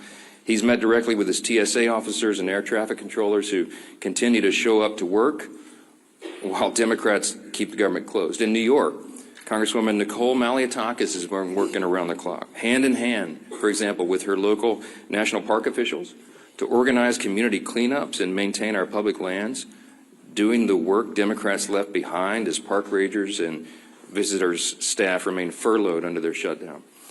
In Sullivan County, Indiana, and down in South Texas, you have Congressman Mark Messmer and Brian Babin. They've strategized with rural hospital leaders to ensure that these communities are able to access that $50 billion rural hospital fund, by the way, that the Democrats want to defund. It's the very funds that the Democrats worked hard to kill and their counterproposal to reopen the government. In South Carolina, Congresswoman Sherry Biggs has been meeting with her small business owners who continue to serve their communities, many of whom are already feeling the benefits from Republicans' work to deliver no tax on tips. We did that in the big, beautiful bill, the Working Families Tax Cut. It's a wildly popular measure that, by the way, every Democrat voted against. In Oregon, Congressman Cliff Bentz is meeting with his air traffic officials as they wait on Democrats to reopen the government and deliver the federal funds they need to expand that region's critical air travel infrastructure. And here in Washington, the work has gone on in earnest as well. People keep commenting to me, you look so tired on TV. I am so tired because we're not sleeping a lot. We're working overtime. Here in Washington, our House committees have continued to conference together and do all the work we can to ensure legislation is ready for the floor for action as soon as we get back to legislative session. The House also continues to carry out its essential oversight duties. And you'll be reporting on this all day, but the Oversight Chairman James Comer released a blockbuster report now on the Biden auto pen presidency. And this report includes 47 hours worth of transcripts and testimony revealing that every executive action signed by the auto pen without written authorization from President Biden should be voided. This is Okay, so if you haven't seen this news yet, that's what I'm going to be covering later. I hope not, if not, maybe tomorrow. I got the entire video. I can show you everything that's been put out about this incredible breaking story that's no longer breaking. Now I just need to research it and make sure every bit is tied up, because I don't want to put, I'm not one of those people who likes to put things out first. I like to put things out comprehensively so I can give you all the information that you can begin looking up. But the House Oversight Committee has now referred everything to Pam Bondi for criminal prosecution. Let me show you that real quick here. AG Bondi announces the DOJ will investigate into nullifying Biden's pardons and his executive orders that use the auto pen after a bombshell report from the House Oversight Committee. This scandal is open and shut. He was caught and the course must be corrected. I don't even know what will happen. After this plays, I'm going to talk to you about the next, 30 days. The next 30 days could define the future of this country. In that 30 days, we're going to be talking about the shutdown and all the different ramifications for that, in addition to what she finds out and how they investigate things. I mean, it could be cataclysmic for this country. I'm not going to say catastrophic because I think much of it is actually good. However, it will be catastrophic for some people. If what happens, or if what could happen happens in the next 30 to 35 days, Katie bar the door. We will have our own Cat 5 hurricane blowing through this country. I mean, revolutionary blowing. I'm going to explain it to you after Mike Johnson gets done speaking. Unprecedented situation in American politics and government. The actions of President Biden simply were not all his own actions, and there are major implications to that, including all the pardons that he signed. But don't get me started. Okay, on Friday, the Energy and Commerce Chairman, Brett Guthrie, these are all Republican actions, he launched a bipartisan investigation into the NBA's handling of betting and illegal gambling allegations following the recent shocking reports that raised questions and integrity concerns. And as we covered last week, the House Oversight Committee also delivered its third batch of files from the Epstein investigation, now totaling 43,000 pages and documents, pieces of evidence, including personal flight logs, financial ledgers, daily calendars, and diaries of Epstein himself. Republicans are here in Washington, and we're out in our district, fanned out across the country, doing good work on behalf of the people we serve and represent. And what are the Democrats doing? You've seen it. They're posting TikTok videos. They're bragging about using the American people's pain as their political leverage. And House Republicans are taking this day by day, just like the rest of the country. We have our House Republicans on a 48-hour return notice so they can get back, understanding that some flights may well be delayed. But to get everybody back here as soon as possible, as soon as the Democrats decide to do the right thing and reopen the government, we will get back to immediate and urgent and necessary business on the House floor itself. We're anxious to get back to that, but we cannot have a regular legislative session until the Democrats do their most basic responsibility to reopen the government and get this moving again. So today we're fortunate to be joined by several of our good friends and colleagues here, all members of the Republican Study Committee, and the chairman of that committee, the largest caucus of conservatives in Congress, is Representative August Pfluger from Texas, and we're glad to have him as well. He's going to share a little bit about the reckless decision of the Democrats and what that means for military readiness and families all across this country. We are so grateful for these great members and their leadership. August will reference who's here, and then we'll take some questions. So, Chairman Pfluger. Thank you, Speaker. Sure.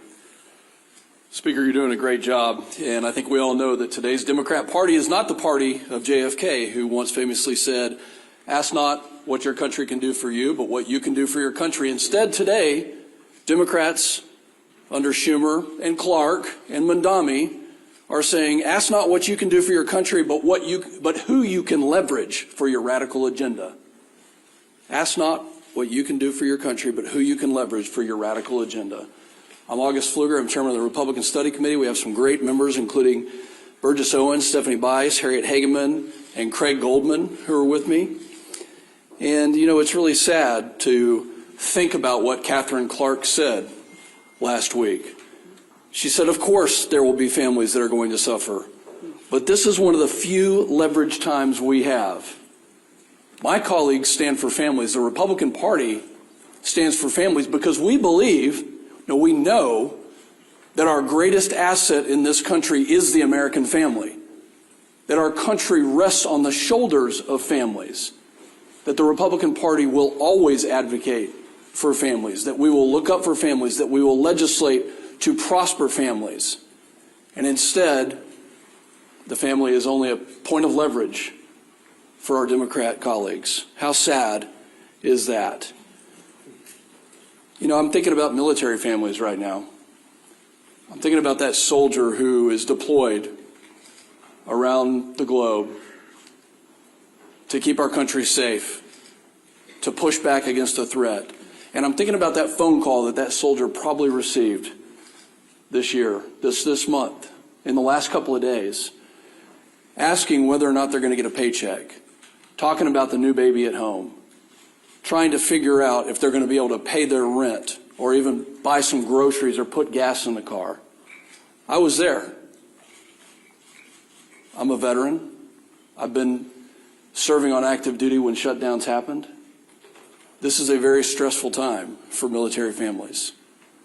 And commanders right now, instead of being focused on the mission, instead of being focused on the threat, instead of being focused on the training and the exercises that keep our readiness and our lethality at the highest possible levels, now they're focusing all of their attention on making sure that their families of their subordinates, their soldiers and their airmen, their Marines, their sailors, are taken care of, that they actually have the resources. And we have members of the Republican Party who are in our communities right now convening groups of community leaders and banks, food banks, and other resources.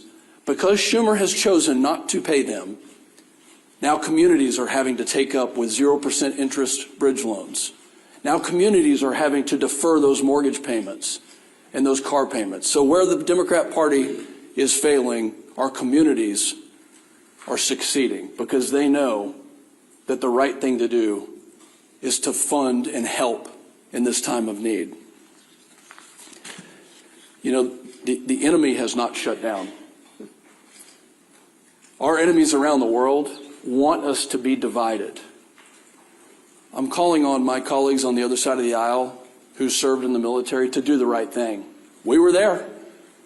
We were there when Joe Biden and Nancy Pelosi put CRs on the floor, and guess what? We did the right thing. Multiple times we did the right thing. Where are my Democrat colleagues who served in uniform to stand up and rise above petty politics to do the right thing? Have you not gone home to your districts to hear from your military communities, from your federal workers? Have you not listened to your local communities telling you to stop the nonsense? No. You know what? They're not there. They're in New York City campaigning for Mondami. Maybe they've orchestrated this so that they had the time to go campaign for an outright socialist. Maybe this was orchestrated so they could go do that. Now, this isn't the party of JFK anymore. This is the party of Schumer and Mondami, the party that bows to the radical left. I hope that everybody can see the split screen of what's happening in this country. The Speaker has so eloquently talked about the fact that Republicans are doing our job to take care of families, that over 13 times the Senate Republicans have voted to fund our military, to fund TSA, to make sure our Border Patrol can get paid and all federal workers can get paid, and Democrats continue to obstruct. I hope you can see the dichotomy between the two sides here. And I'm calling on Democrat members, especially those who served in the military, to do the right thing and to stop the nonsense. With that, I hand it over to my good friend, our leader, Mr. Steve Scalise. Thank you, Chairman Pfluger. Thank you for your service to our country, especially to all those men and women who are currently serving our nation, whether it be in the military, federal employees that are still working, showing up on their job, but because of Chuck Schumer and Democrats who have bowed to the socialist radicals in their party, those federal workers are not getting paid.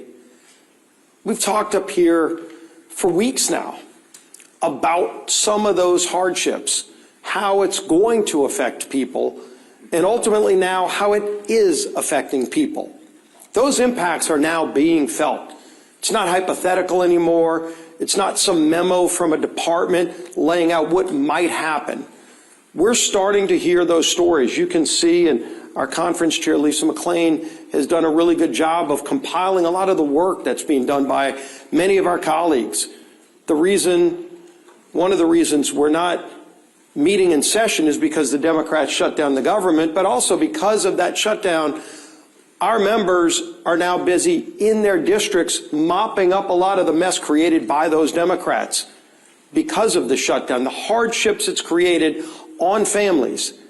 And those are real hardships, and I applaud my colleagues who are in their districts trying to figure out ways to help people during this difficult time, working with food banks to get food to people who are missing SNAP benefits, WIC payments, military members who are not getting paid, but they're overseas, as Chairman Pfluger talked about. While their family's still here, those babies still have needs, and yet the paycheck's not coming in. Those bills are still due. And Democrats think this is some kind of game. Speakers talked about this over and over again, but what has their reaction been? Not figuring out a solution to get out of it, an off-ramp.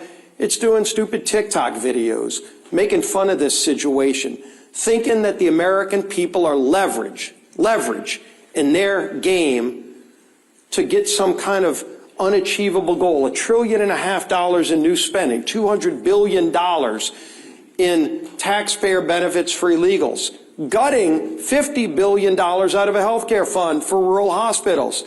And again, they try to claim it's about something else. Maybe it's about health care. Well, if it was about health care, they wouldn't be gutting $50 billion out of the rural health care fund. They wouldn't have fought, by the way, on the Senate floor months ago to remove a provision, the cost-sharing ratios, that would have lowered premiums on families by 11%. It was in our bill. We voted for it, passed out of the House. Democrats are still to this day bragging that they removed that provision from the bill that would have lowered premiums, health insurance premiums on families by 11%. And they want to talk about health care? Give me a break. Look at what they've done. They've wrecked the health care system. They fought to raise premiums on families.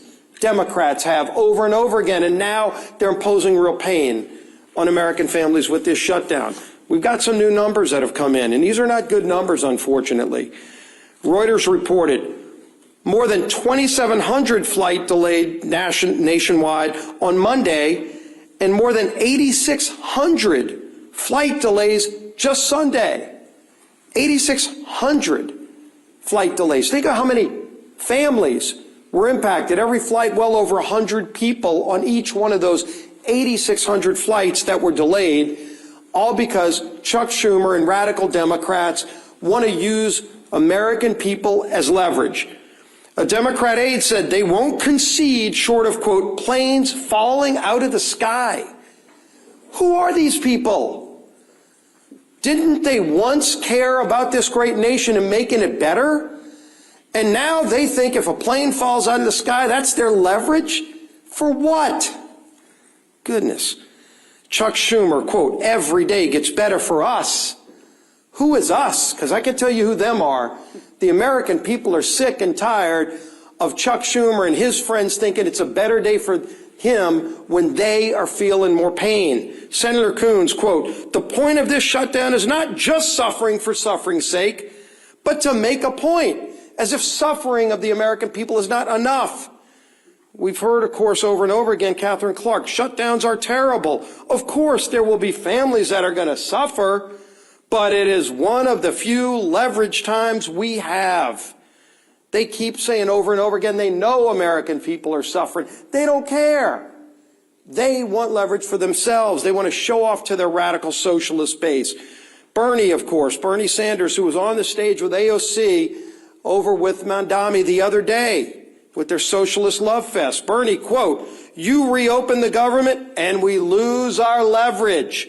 That's what this whole shutdown is about. They're telling you what they mean. Democrats sourced in the Hill article last week that we talked about, quote, we would have enough votes to reopen the government if people were not terrified of getting the guillotine. This is Democrats being afraid of their own base because their base is so radical that they're afraid of their base. The American Federation of Government Employees, we talked about this yesterday, came out and said, quote, it's time to pass a clean continuing resolution and end this shutdown today. No half measures and no gamesmanship. Rep. Amelia Sykes said, quote, we know that people are going to suffer if we don't open the government. People will go hungry. Well, she knows it. She's causing that hunger, but let's put a point on this. In an ABC article regarding the 42 million Americans that are going to lose SNAP benefits next week, Joel Berg, who's the CEO of the nonprofit Hunger Free America, said this, quote, we are going to see the greatest hunger crisis since the Great Depression. And that's not hyperbole, that's just true. The greatest hunger crisis since the Great Depression, when 42 million people lose their SNAP benefits this weekend. What are these Democrats waiting for? This is not a game. This is not leverage. They're taking food off the table for families, for babies. It's disgusting. It's time to end the madness.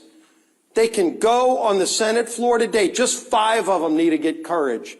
Just 5 of them need to get the courage to do the right thing and open the government today and end this pain and end the suffering that they've caused.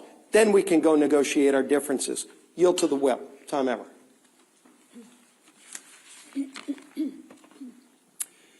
As has been mentioned, yesterday the largest federal workers union in the country, they represent 820,000 federal workers, released a statement calling on Democrats to stop playing political games, pass our clean CR, and reopen the government.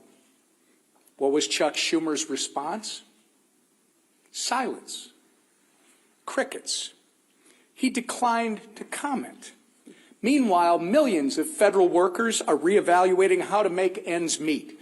Air traffic controllers missed their first full paycheck today. Some are turning to food banks, as we've discussed, in order to feed their families. Here is what one Democrat and retired federal worker had to say about the current state of play. Quote, the Democrats are the ones that actually, in the Senate side, shut down the government.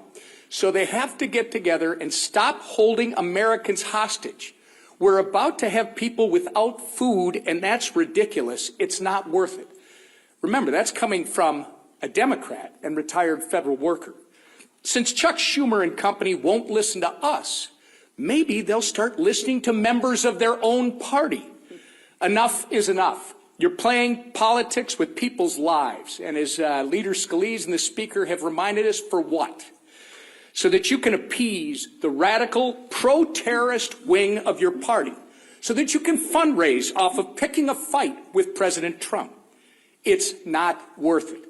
In fact, it's despicable and downright wrong.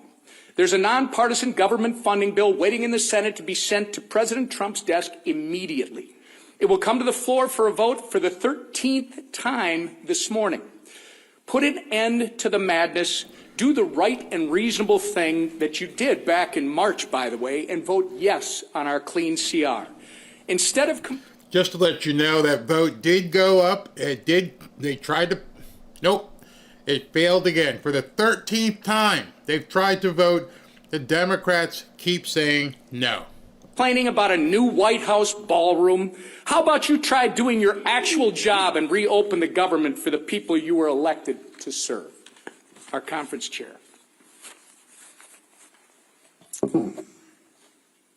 Thank you and good morning, everyone. And I first want to extend a thank you to the RSC chair and the members of the RSC who are here today. And thank you for all the work that you've been doing in the district.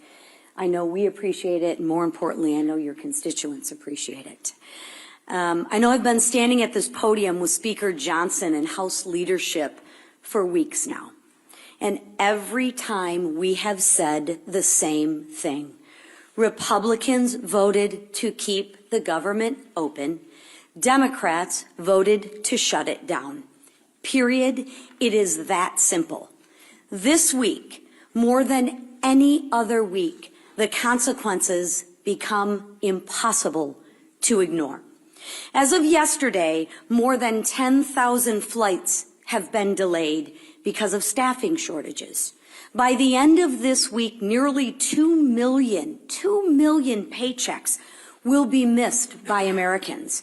And by Saturday, 42 million Americans will lose their SNAP benefits.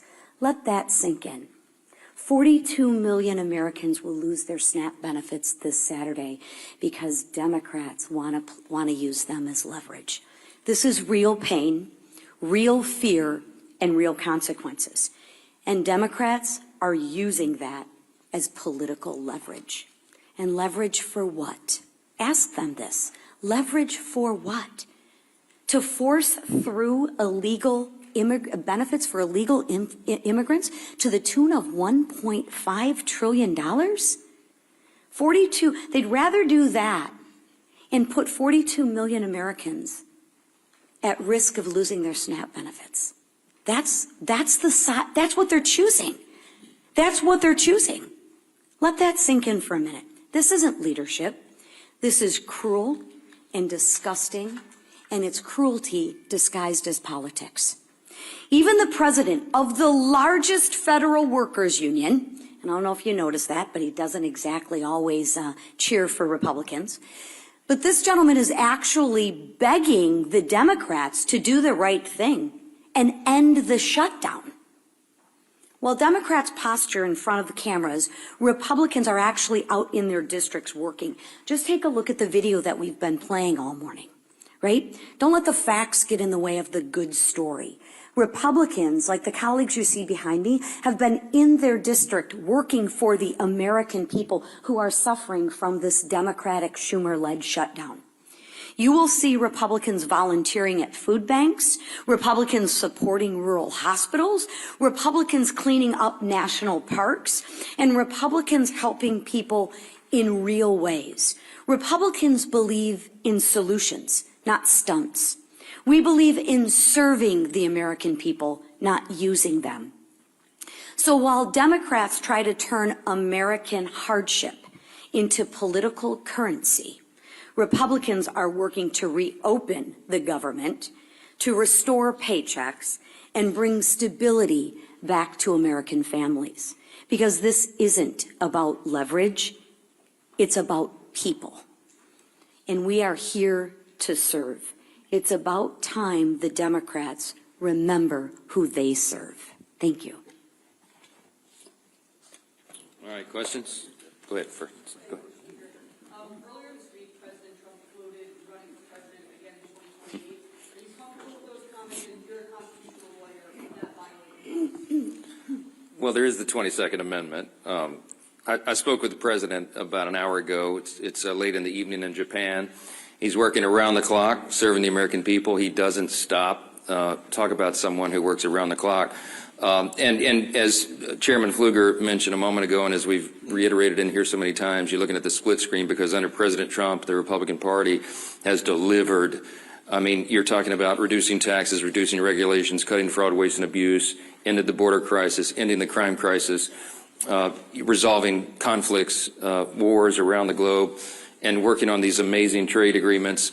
It's been a great run. But I think the president knows, and he and I have talked about the constrictions of the Constitution, as much as so many of the American people lament that. The Trump 2028 cap is one of the most popular that's ever been produced, and he has a good time with that, trolling the Democrats, whose hair is on fire about the very prospect. But I do believe that we've got 3 extraordinary years ahead of us, and the 2 years of the Trump administration are going to be an incredible thing. And I don't see a way to amend the Constitution because it takes about 10 years to do that, as you all know, to allow all the states to ratify what 2/3 of the House and 3/4 of the states would approve. So I don't see the path for that, but I can tell you that we are not going to take our foot off the gas pedal. We're going to deliver for the American people, and we've got a great run ahead of us. We'll have 4 strong years. Yeah, second round. Yeah. The White House was able to find funding for the military, for WIC, for farmers. Should the White House now be able to find some funding for the SNAP program if they've done it for all these other ones? They certainly tried. I mean, one of the reasons that this shutdown has not yet been as painful as it might otherwise have been is because the president is bent over backwards, the administration. Think of it this way.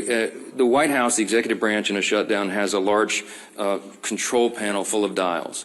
Under the Obama administration, they turned those dials, the pain dials, to 10 immediately. You remember it was so egregious to us. Speaking of our veterans, I mean, they put yellow crime tape around the World War II memorial so that people who'd served their country could not go visit the memorial. They wanted it to hurt. The Democrats have shown, and they've said in their own words, this is leverage. It gets better for them every day. They don't mind inflicting pain on the American people if they can somehow get some sort of political points out of it. The Republican Party is the opposite. And President Trump has proven that. Every day of this shutdown, he has tried to move funds around to find unobligated funds to cover the bases, to get the troops paid in the middle of October, and to make sure that WIC funding is not resolved. You know how he's getting women, infants, and children funding done? They did some very creative legal research I've quite admired. They found a statute in the 1930s that they could use to say that some of the tariff revenue could be used to cover nutrition because so much of that was transported over the border. So they've done some creative, amazing things to mitigate, to lessen the pain as much as possible. We've been out all over. What? Did he just drop a bombshell right there? Did he just... hold on. Let's rewind that. I think you need to listen to that. I think somebody told you that was coming. Somebody, I don't know, who wears a black hat and a white shirt. I think somebody told you. Listen to that again. You got to hear that. To find unobligated funds to cover the bases, to get the troops paid in the middle of October, and to make sure that WIC funding is not resolved. You know how he's getting women, infants, and children funding done? They did some very creative legal research I've quite admired. They found a statute in the 1930s that they could use to say that some of the tariff revenue could be used to cover nutrition because so much of that was transported over the border. So they've done some creative... Come on. Who told you that was going to happen? In fact, it's not in the news anywhere. He drops that right there and says, we're going to use some unknown law from 1930 to utilize tariff dollars because it came across the border, and we're going to actually try to pay for WIC. The Democrats are toast if he pays WIC while the government's still shut down. I haven't seen that anywhere. Have you heard that anywhere? Have you seen anybody talk about it? And I said it a couple days ago. Hold on. Yeah, good job. That he was going to drop something right before it goes off. There's something going on. I bet you the entirety of, we'll see. We'll see what happens with this SNAP benefit, but they found some way to play WIC, and they haven't told anybody yet, and he just dropped it. Listen, Amazing things to mitigate, to lessen the pain as much as possible. We've been out all over the country, all these Republicans. I mean, Craig Goldman flew in here to do this press conference with us, but he's been in Texas serving his constituents. Stephanie Bice been in Oklahoma. Harriet Hageman's been out west. You got Burgess Owens out Utah. They've been serving their constituents, and August Pfluger, but they came in to help us articulate what's going on. All that effort has mitigated the pain, but we're running out of the resources. We want to fund SNAP, but they did the legal research and they could not find a 1930s era statute to bootstrap that one. The contingency fund was approved by Congress, and when the Democrats voted against the CR, they voted against the ability of us to use that money. And so 42 million people are going to suffer because they're playing political games. All right, so we're not going to, as of right now, we may not see SNAP get funded, but WIC looks like it'll get funded. So far. We shall see. I bet you, here's another prediction. You can get SNAP if you come in and show an ID and prove that, you deserve it. Make people go in and reapply by November 5th. You'll get something. Or, how about this? How about a presidential address? How about a presidential address when he lands back in the United States and goes behind the Resolute desk in the Oval Office on Halloween evening and says, my fellow Americans, 42 million people are about to lose their SNAP benefits. Here's what I would like you to do. I'm putting a call out to you generous Americans. I'd like you to go to your local food bank. Here's a list, and there'd be some scroll there. And I'd like you to donate beans and rice and eggs and cheese. And we'll get that to people so they're going to have some sustenance. And he's going to talk to General Mills, and he'll talk to all these different companies and say, let's donate some stuff into food. Let's get the food banks back up.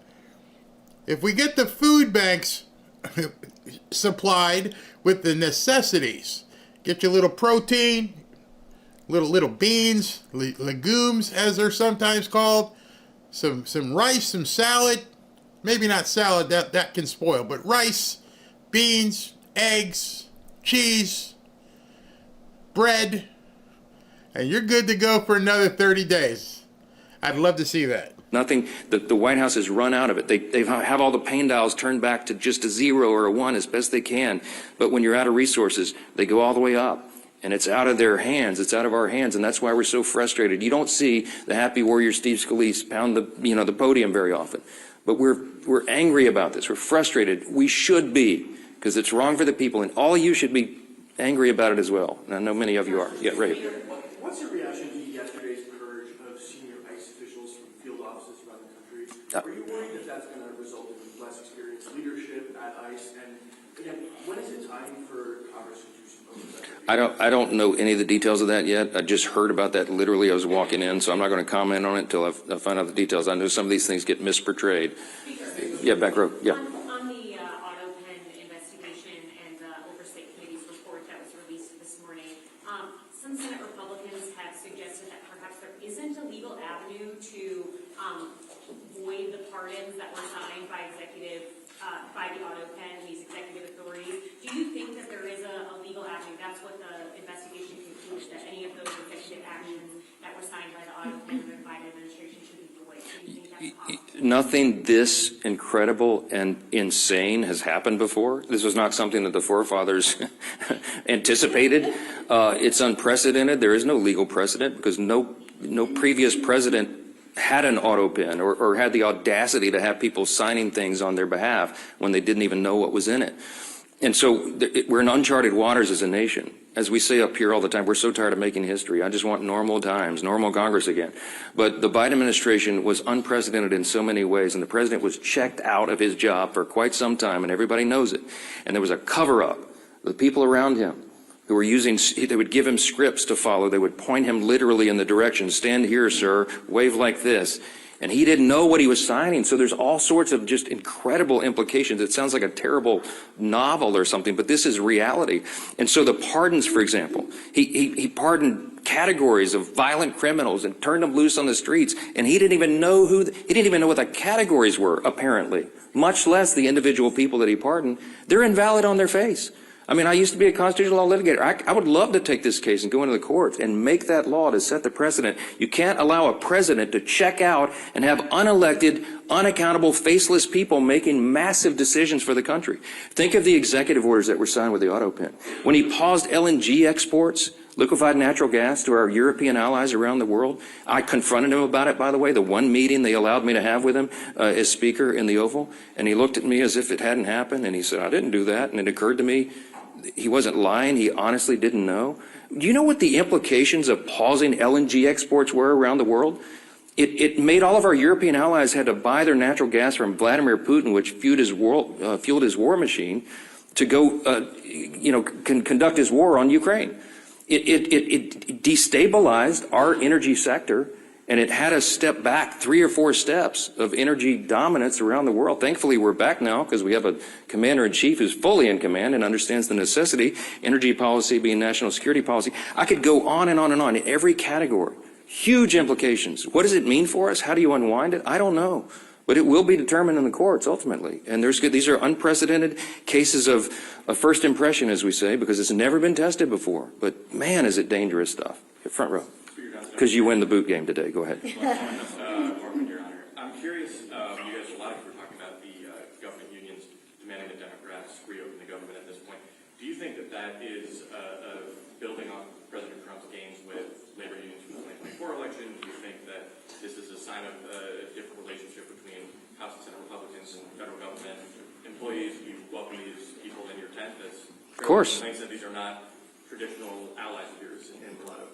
President Trump and the Republican Party achieved some very important historic things in the last election cycle. We had a true demographic shift in the election. We had a record number of Hispanic and Latino voters, for example, who came into the Republican Party, record number of African-American black voters, Jewish voters, union workers, young people, demographics that had not traditionally in recent years been with the Republican Party in large numbers. And they came to us not reluctantly, but with hopeful anticipation. Why? Because they wanted a return to common sense. And they saw what the other party had done to them with their terrible policies and their terrible ideas and the radical, woke, Marxist, progressive agenda, and they realized it didn't work for them. So they came to us and they said, can you do better? Well, we did. We have. And we passed the one big beautiful bill, the working families tax cut, and all of our legislation and everything the president's done with executive orders, fulfilling his promises, are codifying those things and doing the rest of our legislative agenda, which is being held up right now because of this. We're delivering for those people. So it is not a surprise to me that union workers would come enthusiastically supporting common sense. What we're asking for here is common sense. They're supporting the party. They're supporting the president because they know who's working for the American people and who is not, who is causing and inflicting pain on the American people. The contrast has never been more clear. We say all the time, this is not your father's Democratic Party. I grew up in Louisiana. When I was a kid, I didn't even know a Republican. Literally, like everybody was Democrat. And, the Southern Democrats, conservative Democrats down in Louisiana. That party doesn't exist anymore. My grandfather would not recognize what this party has become. He would clearly, they'd all be Republicans because the Republicans stand on the side of common sense and working families, hardworking, middle class, lower class earners in the country. We drafted the working families tax cut to be geared for them, to help them. And we infused the legislation with all this pro-growth policies so that all boats will rise. People see that. They see the effects. Ideas have consequences, my friends. And the policies and ideas that are advanced by the Republican Party are right for America because they comport with our founding principles, and we stand on those principles to defend them. And by contrast, on the other side of the screen, they're going for communism and Marxism. Take your choice. Jake. You've hinted at the opinion that you're not interested in these one-off funding bills, SNAP, and traffic control. Is that still your view? Look, we voted September 19th to fund every one of those priorities. And every Democrat in the House except one voted to not fund them. The Democrats are playing games. They put a few of the one-off bills on the floor, as you've seen in the last week or so. They put a bill to pay the troops and pay essential workers, and the Democrats voted it down. So it would be a futile legislative effort for us to do this again repetitively in the House and send it over there so Chuck Schumer and the gang can play games and spike it. It's a waste of our time. They need to vote for the clean, continuing, nonpartisan CR, turn the lights back on and get the country working again, and then we can resolve all the rest of the issues that were always on the calendar for the remainder of the year. I want to thank our Republican Study Committee colleagues for being here and standing in the gap for your constituents. All the Republicans out there, they're still at work. They're not even watching these press conferences because they're working for their constituents. Thanks for that. Appreciate it. You see, one of the problems, actually the big problem that the Democrats have had is that they can't sign the continuing resolution. That's why this entire thing started, because they couldn't, because it cuts all of that money off for the newcomers. And as soon as that would happen, those people would probably exit stage right and get the hell out of Dodge, would probably leave the country. Wait a minute, I can't get free food, I can't get free medical? Nope. Hit the bricks. Not gonna happen. Playtime's over. So the Democrats can't sign the continuing resolution. But now, each day that this thing goes, the longer everything goes, some of you guys have probably already looked up in Grok what happens on day 60 or 61. What happens, let me just go into the final part of the show here. I've got some stuff I want you to hear. But if it gets to that point, they will essentially crown the king that they've been having a problem with. They would essentially turn President Trump into a king. That means your entire No Kings rallies, all the things you've done, all your newcomers, it's all done. And now they're getting backed into a corner, which, as you know, is when things get really dangerous. I'm going to go into depth. I got some people who made some videos who probably eloquently say it more than I want you to hear so that you guys can then go do your homework. So let's get into it. I got my little screen guy here. Hearing from this union, as you said, Everett Kelly, you called him a good leader, hearing them effectively side with Republicans and the president, does that have an impact on you? Of course it does. I felt strongly for this union. Everett's a friend and is doing a good job. But we also feel strongly for these families and the possibility that other Republican actions are going to be closing hospitals and clinics and nursing homes across this country. This is a crisis situation. We should resolve it as quickly as possible. It does not change the strategy that Democrats have employed so far when it comes to this shutdown, stare down. No, as a matter of fact, I think we can resolve this matter as soon as the president's willing to sit down with Republican leaders and Democratic leaders. And on the current law.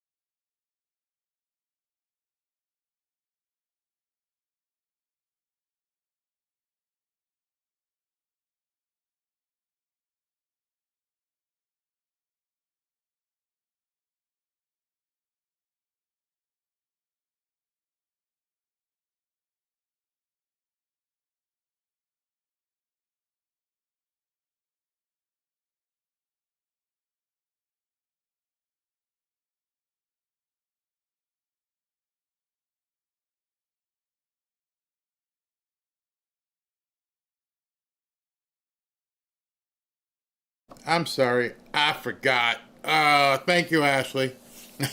My bad. All right, let me go back. What I was saying before I inadvertently had hit the mute button was that these people are in deep trouble. We are entering into a phase of this shutdown. We are barreling towards a phase in this shutdown where we're almost going to be at the point of no return for the Democrats. They couldn't sign the CR before. There's no way they could sign the CR from before. Why is that, Barry? Well, because the CR was going to strip all of that money that was going to go to the newcomers. all the Medicare, Medicaid, whatever you want to call it, the SNAP, everything, housing. Nope, we're not paying for the newcomers. So they couldn't sign it. They need those votes. But now we're barreling towards, well, actually, we're 28, 29, 30 days in. It gets to 60 days. All hell is going to break loose. Some of you have probably looked up what happens on day 60 or 61, and you're probably thinking, oh, crap. Well, yeah, oh, crap is right. On day 61, they will have coronated the very man as king that they're terrified and it has been the responsibility for all these stupid rallies, these no king rallies. You're about to make him a king. You're about to make this guy the king of America. And now they're stuck. What do? Do we sign it? No, we can't sign it. Do we let it go 61 days? No, I don't know what we do at this point. So we're begging him to come to a negotiation when he doesn't have any reason to come and negotiate with you. It's not working on the polls either. Forget all the numbers. People are starting to see that a lot of people are looking at this and saying, yeah, I kind of like the fact, other than the military and things of that nature, that we don't give in on this. Let's strip this. Let's recover. Let's make America great again. And then over the last week or so, as I've been telling you about the SNAP benefits, and people have been getting pissed at me, I'm going to unsubscribe. I don't like what you're saying about poor people and stuff like that.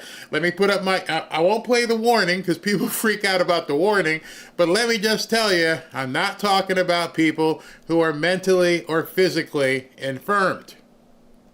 Now that we got that out of the way, now that you know that, I want you to understand what I have been saying and why I've been saying it.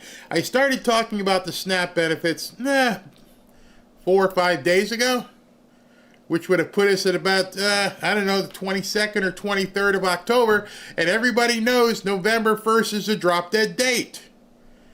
And I was giving people fair warning. And so I have an example for you. As of right now, most of you probably know there's something swirling around in the Caribbean. And it's whacking with the entire island of Jamaica with 200 plus mile an hour surge, wind gusts and all kinds of stuff. An epic storm. An epic storm is right over Jamaica. This storm is heading basically northeast. Provided we don't get any, weather steering, it should miss Florida. It should miss the Carolinas and just go out into the ocean. But every single person who's got any brains are looking at this thing, if you live in Florida, and you're watching. Every hour you refresh and see what the numbers look like. Well, where did the mercury go? What's that called? The barometer, barometric pressure. What's it look like? Is it speeding up? Is it still heading in this direction? Trust me, Robin, everybody I know keeps looking because there's a catastrophe offshore. And I made this analogy so much with you guys, and today it is actually true. We know there's a storm out there. We know we have 3 or 4 days of, what's going to happen here? And everybody, including the news, we're getting alerts on our email. It still looks like it's going to go this way. And we all watch the television, and we all check the weather and radar and check everything. Are we good? Are we good? Doesn't mean we don't prepare. Robin's got a full garage full of canned goods and all kinds of things and bottled water. We're good. Because we prepared. We went and put gas in the cars, both cars today. Moved some extra room in the garage in case we had to put stuff in there.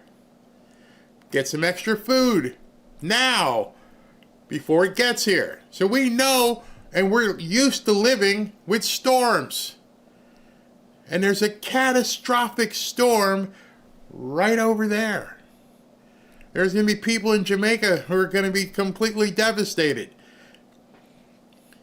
So if you know there's a storm off the coast, i.e., November 1st, you're not getting SNAP benefits, instead of making TikTok videos, instead of bitching on X, perhaps you should go get a job. Perhaps if you were seriously worried about feeding your family next week, you would be doing everything you possibly can to make sure that food is in place. To make sure those children who are looking at you aren't looking at you with all your nails and weaves and everything, and understand, Mommy ain't got time for nails and weaves right now. I had to forego the nails. I don't care. Take them off and go get some food. So that's why I've been talking about it for a few days, and it was very interesting seeing people's responses.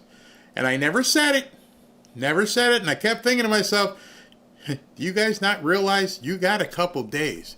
You got a week. It's not sneaking up on you. November 1st is a big blinking light. You are not getting it. So as you're listening right now, assuming you're not mentally or physically infirmed, we're not talking about those people. Okay. It is October 28th.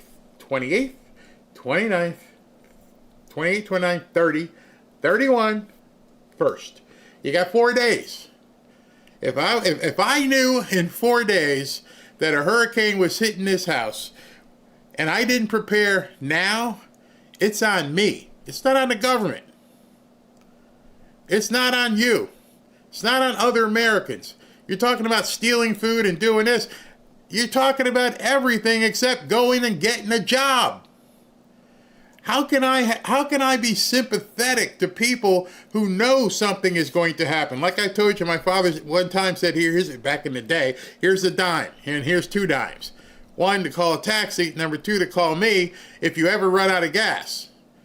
You should never run out of gas. Why? Because there's a gauge that tells you when it's about to happen. Well, right now, you got a gauge. Every single one of us knows it goes to empty on November 1st. So you tell me why I'm supposed to feel concerned, upset with people who have had a week to go get something done. Go to a manpower office, work for a day, go clean some dishes, go take out some garbage, go do anything, because that's what you do when you got little kids at home that need to eat. You will do anything. You will do anything. And so by sending me angry emails, Barry, I can't believe you're talking about people like that. Why? I'll do it. I'm doing it now. We got a hurricane. What's the difference? See, I care about my wife.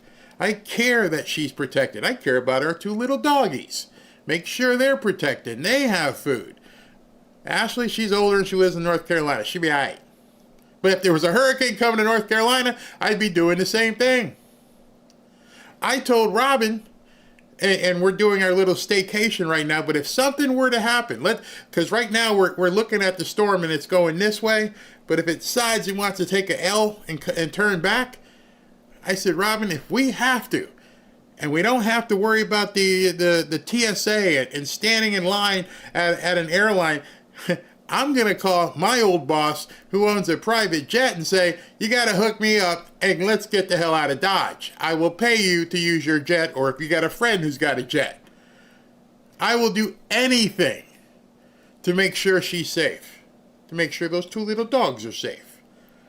So, see, you made a mistake by sending me those emails, because I know how to read a gas gauge and I know how to read a calendar, and it's 4:25 on the 28th and time's a ticking. Time's a ticking. Put down the camera and go do what you got to do to feed your kids. Period. No excuses. It's not like it happened overnight. Your house didn't burn down. That kind of stuff, yeah, there's no excuse. Somebody's house burns down or something like that. Hey, man, these people don't even have clothes. You got to help them.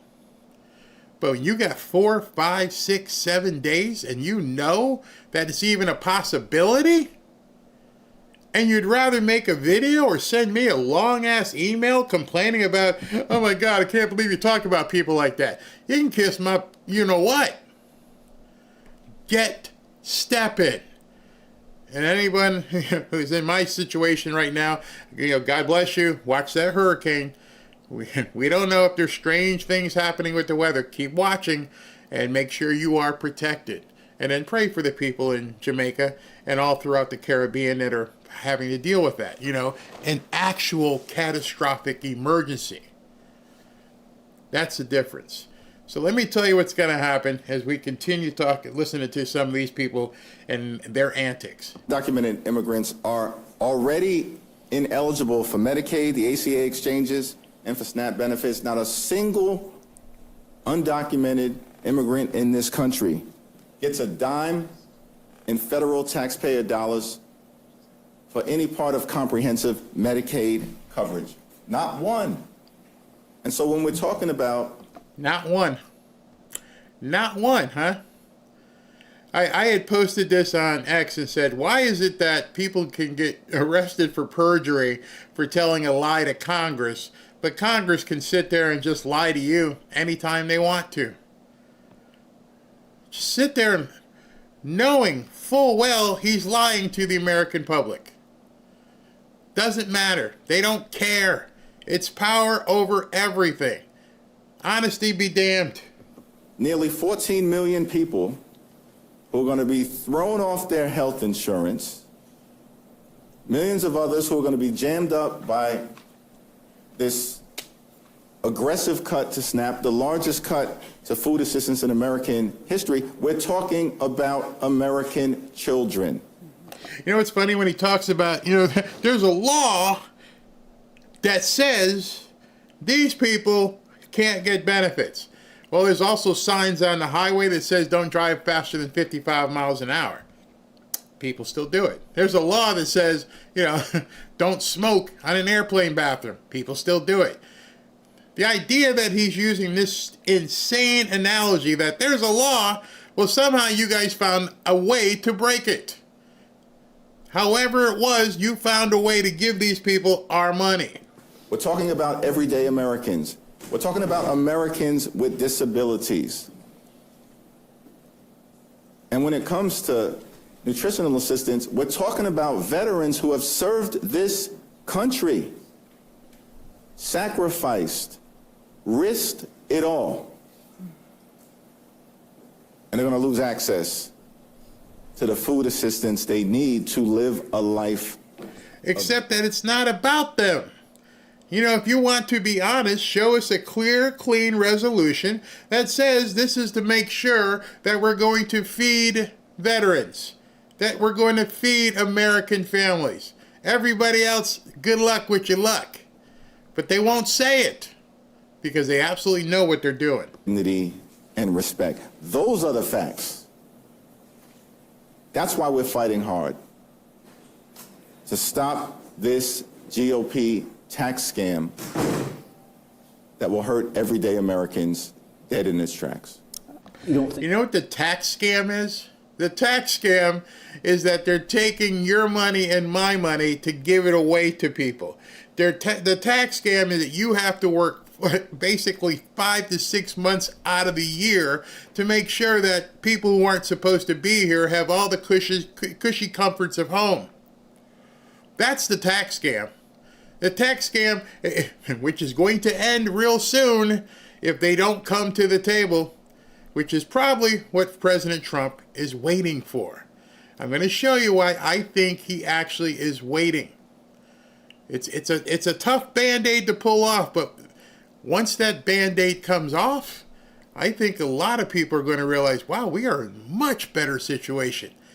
Short-term pain, long-term gain. That the public will perceive that the Democrats are responsible. I mean, shutdowns are terrible. And of course, there will be, families that are going to suffer. We take that responsibility very seriously. But it is one of the few leveraged times we have. It is an inflection point. She has since come out and said, you took me out of context. I'm like, that was your context. You said the words. We heard it. And since then, we've heard a few other Democrats say the same thing, not realizing they were on what they were saying. Yeah, it's a lever. a leverage, all these different things that they're trying to say. It's a way for them to get people to come to the table, but you know what? It's not working. At some point, someone who runs strategy should say, this isn't working. We need to do something. Colleagues, Jared Golden, who's from Maine, he says that the party's position, your own party position, on the shutdown is, quote, wrong. He criticized the decision to make the Obamacare subsidies temporary, adding, quote, I'm just uncomfortable lying about the strategy to win and shutting down the government. We've never been the party that does that. What do you say? All right, so now you're starting to see the fray. There are some people like, okay, I played along with this long enough. This ain't working.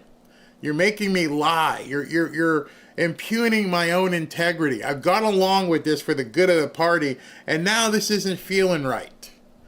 But yet there's some Democrats who don't care what anybody says. Is suggesting that that is the motivation, winning. We're still not the party who does it. The Republicans have the White House, the Senate, and the House of Representatives. So see, they've memorized that crap. And they only can speak it to people who don't know what the hell they're talking about, and to the people in the media who don't question them on it. It's a home game when these people go on CNN and other networks, because they never say to them, well, actually, that's not true. Actually, this thing needs 60 votes. It was designed in the government to make sure that it was over the majority, that it had to basically be a supermajority. So what you're saying, ma'am, is not exactly the case in this matter, which nobody ever says. Oh, I refuse to accept the notion that Democrats are responsible when we're in the majority and the minority. The government shutdown could theoretically... All right. I want you to listen what Peter says here. I've had him on the show a couple times. Got to get him back on. This is going to blow you away. I want you to basically turn up the volume, sit back, and say, okay, what's this guy going to tell me that's going to blow doors off in regards to the 61-day threshold? No one's talking about this. After I heard this, I had to go research it. While Mike Johnson was talking, I told SV he went to go research it, and then some of you guys did it yourself, and people are like, oh my God. Oh my gosh. You won't believe this. Just until 2027, according to Zero Hedge, dare we dream. Okay, so he mentioned Zero Hedge. Zero Hedge is another writer blog made up of a few guys, and they're saying the government can stay shut, or they foresee the government being shut until 2027.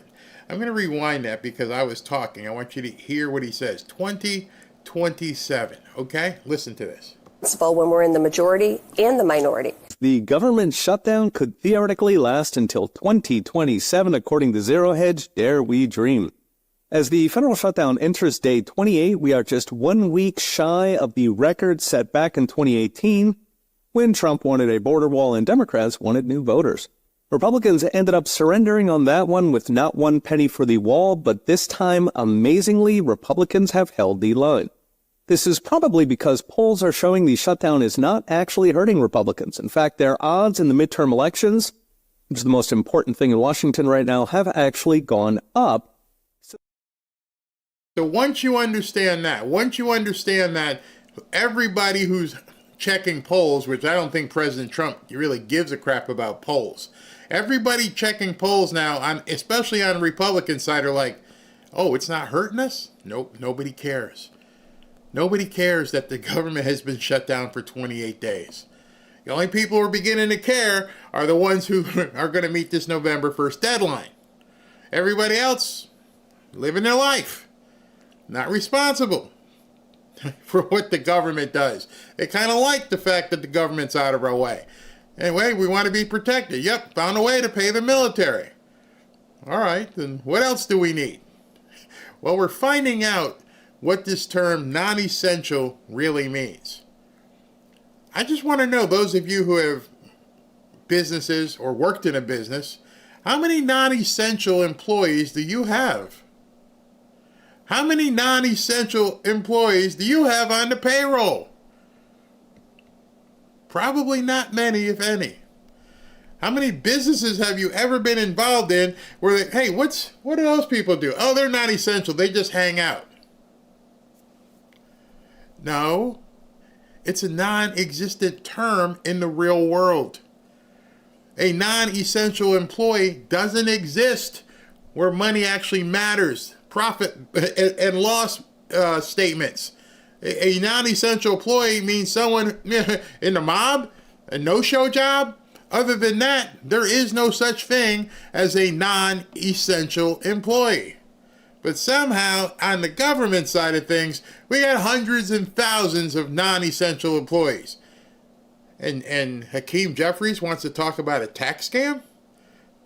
Are you serious? You're going to look me in the face and tell me you got hundreds and thousands of non-essential employees? Good luck. The shutdown began, now hitting 40%. That's pretty impressive considering the party in power has won midterms just 3 times since 1934. Yet here we are, near even after 4 weeks of shutdown.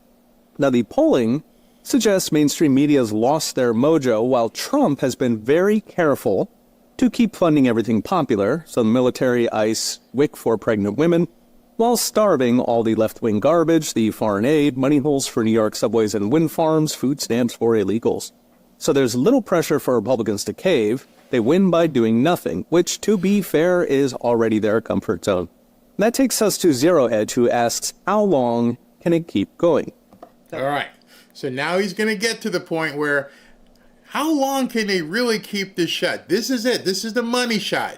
I want you guys to listen to this. The key is most past shutdowns were paired with a debt ceiling, which makes markets panic about treasury payments, which are the lifeblood of our Ponzi financial system. But the next debt ceiling doesn't hit until mid-2027. All right, so you understand that. Most of the shutdowns have been paired with a debt ceiling. We couldn't pay our bills. We need to do some sort of continuing resolution to borrow more money to pay our bills. That's not the case this time. We don't have an issue with the debt ceiling.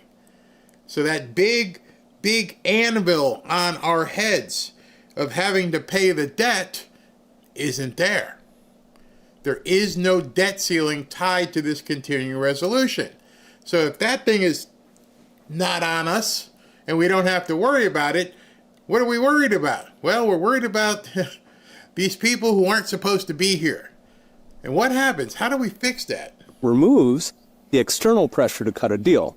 So if the world's not ending, if markets aren't even noticing the shutdown, if Republicans are rising in the polls while Democrats are afraid of their Antifa base, nobody needs a deal. In theory. All right. You saw that earlier when I started the show, like yesterday, whatever. And the stock markets are booming. Real estate markets in certain areas, booming. The economy, doing well. How come all the key indicators aren't tanking? The polls, whatever you want to believe in polls. Why are the key indicators that normally say, oh, this is awful, oh my God, what are we going to do? They're not tanking.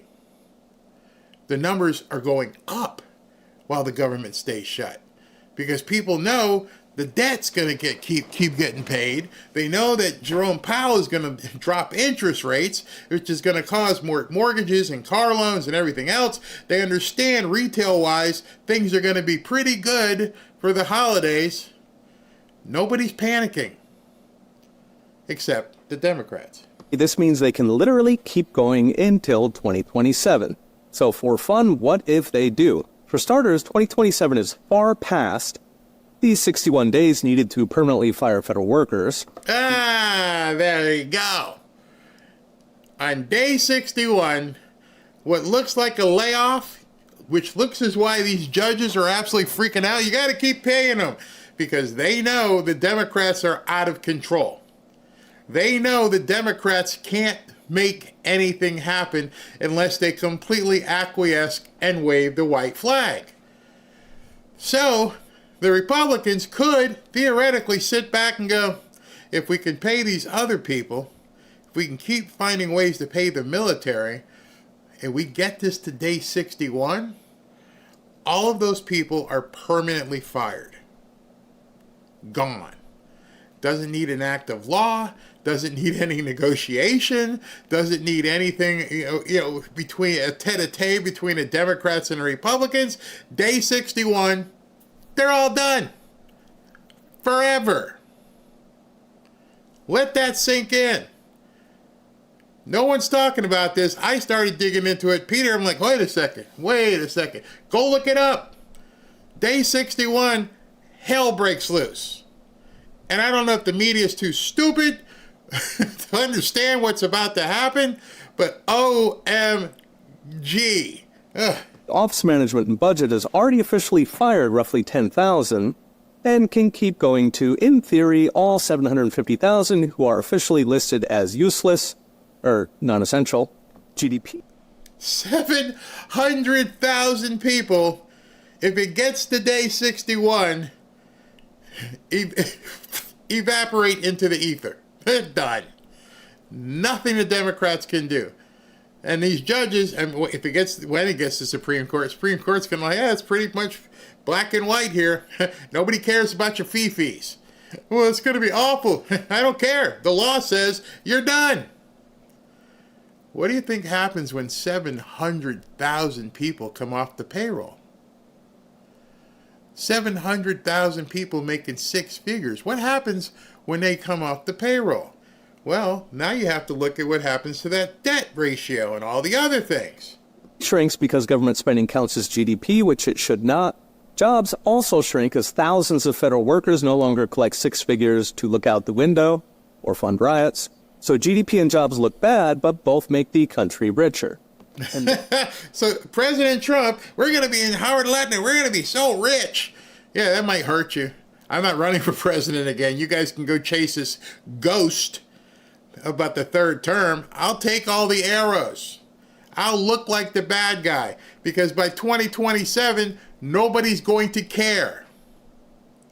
That's why right now people who are doing polls, I'm like, why are you doing polls? Do you understand how fast things are changing? Do you know on November 2nd, people are going to be pissed at Trump? But then January 1st, after the 60 days thing goes by, if it gets there, how people are going to be, they're going to be completely crazy. But then the rest of the world, the rest of the country starts realizing, wait a minute, our national debt went down? Yeah. Our economy is flourishing? Yeah. I can buy a new car. I can buy a new house. The interest rates are down? Yeah. Sorry about your luck. The big one, the national debt. Keeping the useless third of the federal government closed for a year and a half would save roughly $2 trillion. Could what? Actually be what? $2 trillion. $2 trillion. Now do you see what President Trump may be looking at with Russ Vought and why there's no need to negotiate? Don't care. I'm sorry, your cushy job. You've been robbing us. You've been stealing from Americans. You're a non-essential employee.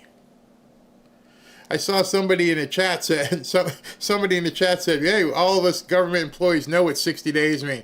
Yeah, but the rest of people don't. That's been a secret for some people.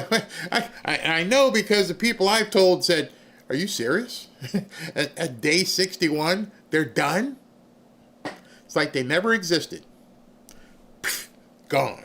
Sort of 3. Now, it's hard for Congress to respend the windfall in a shutdown, so that could go directly into a budget surplus that would start paying down debt. That would lower borrowing costs on the debt in a virtuous cycle. In fact, it would lower borrowing costs across the board to factories and families alike. More important, shutting the useless third of the government for a year and a half would plant these seeds in voters' minds that maybe we should permanently defund it and make the surplus permanent as well. It's this. In addition to that, in addition to put it into people's minds to defund it, people going to be pissed off. Like, wait a second, everything's fine. The government, we got military. All this stuff is still happening. Then what in the hell have you been taking out of my paycheck for the last XYZ years? Wait till people realize you've been taxing me up the wazoo, paying for stuff that wasn't necessary. If that doesn't piss you off right there, if that doesn't make you go, wait a second, and all of a sudden realize the entirety of this SNAP crap, everything else, because everybody who's on SNAP, a lot of them are on other things as well. And I'm not talking about the medically or physically infirm. Okay, we say that again. But at that point, non-essential employees, non-essential SNAP stuff, non-essential Medicaid, non-essential Section 8. President Trump has come in, and as you remember, when Elon Musk had the big chainsaw, and they brought Doge in, and we systematically have been cutting off the Democrat spigots. And as you heard all these things about Wally the Nigerian and all this money they want to send to all these other countries, which they're probably getting kickbacks on, I would venture to say that the SNAP program is a bigger scam than all of them. This is the last hurrah for the Democrat Party. This SNAP thing, once people start putting their eyes on this, and they realize 43 million people have been taking your money, and every single one of those videos that these people post isn't working the way they hoped it would work. It's making people go, what? Are you serious? I've been feeding that person? Yup. And 41 million other ones. USAID, NGOs, NPR, PBS. Keep going. And now we're at the big one. See, a lot of people, as I said, they got pissed off at me. But we need to Doge SNAP. We need to Doge Medicaid. We need to see who are all these people. How many of them are real? How many of them are selling their stuff? How many? Once we start getting into this, that is the last chip on the table for the Democrats. They've been doing it for newcomers. They've been doing it in certain communities. They've been getting away with it. People have been able-bodied and not working and haven't been productive. And now I see this stupid stat that they're putting out there. Don't fall for this one. For every $1 in SNAP, it shows it's $1.80 for the economy. So for every dollar that comes out of your pocket, follow the math here, because this is the bull crap that they're starting to say right now. For every dollar spent on SNAP, it's $1.80 that goes to the economy, and so we have to keep taking your money to let them spend it. Well, what if you spent it? Wouldn't you not spend your money if you had more? It's a straw man if I've ever seen one. It's probably the worst straw man I've ever seen. Yeah, we're giving your money so that they can spend it, and look how good the economy does because they have your money. Well, if I took my money back and I went to the sushi place and dropped it, guess what? That $1.80 is probably going to get even more. And they think you're stupid when they use that stat. But what they're not counting is what happens when this person gets a job. Because when this person gets a job and they're no longer on SNAP, are they not going to be buying anything? Are they not going to the grocery store with their own damn money? Don't fall for the BS. SV says you're going to get a whole lot of hate mail. I'm just saying, think. Do your own due diligence. You're seeing people pissed off because of what they realize is what about to happen. The guy that sent me the email, he lied. I mean, he told on himself. Oh, I ain't getting no job. Blah, blah, blah, blah. I'm going to stay this way. That's not you, bro. That's not me. I might be the one shining a light on you going, hey, here's this guy here who sent me an email who says, F you people. I didn't vote for this. I voted for the cushy job where I can just keep getting SNAP benefits for free. And now you're going to have to get off your couch and go get a job. And then when you get that job, you will be putting money back into the economy. You don't need for me to have a middleman. I don't need to give somebody $1 so they can go spend it. I can spend it myself. But none of the Democrats are keeping that math into account. I saw it, I'm like, well, wait a minute. You're saying, oh, and by the way, what do you think's going to happen to grocery prices? You see, grocery prices are artificially inflated because of the SNAP benefits. They know that people with free money are going to pay for the, whatever they want. The ice cream and the cakes and Little Debbie and all this crap. So yeah, they're going to bump up the price because we know who actually buys this stuff. Oh yeah. Go to Costco. Go to Walmart. See who's got the big cart of Little Debbie's. It's probably not you. Definitely ain't me anymore. And as they come up there, they're, you want to turn around and say thank you? I don't know. Anyway, that's what I'm going. Tim Pool had something interesting to say. Snap-apocalypse. The snapocalypse. Whatever you want to call it. SNAP benefits are not going to be distributed on November 1st because the government is shut down and the funds have not been appropriated. Now, this story's been bubbling up and it's getting real juicy because there's concerns we could see food riots as 42 million people are cut off from their welfare benefits. All right, so I have a question for Tim and anybody else who's saying that. Who are you going to riot? You going to come here? Going to go to your house? Well, understand, if that were to happen, I think there's this guy who's sitting in Pennsylvania Avenue who's probably going to go, now, Inc., and roll out the military. Y'all want to give him the excuse? You really want to show him that he was right? And you want to go out there and burn stuff? First of all, they always burn stuff in their own neighborhood. We already know that. There ain't no way Ron DeSantis is letting them roll over to Palm Beach Island. They're not going to be rolling through Boca Raton. They're going to be in the hood. They're going to be in the hood burning stuff. They're not getting on buses and going to South Beach. Who are you going to riot? You don't have the resources, remember? You can't do anything because you got no food. You don't have the ability to go riot. Right? That's true, right? Or you're going to expose yourself and give them the opportunity to take that microscope and look dead up your behind. And it's worse than that. Amazon's firing 30,000 individuals initially.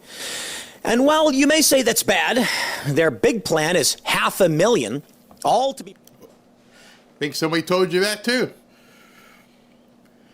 If you're not looking in making yourself more marketable and doing skill sets and growing skill sets that make you unrobotable,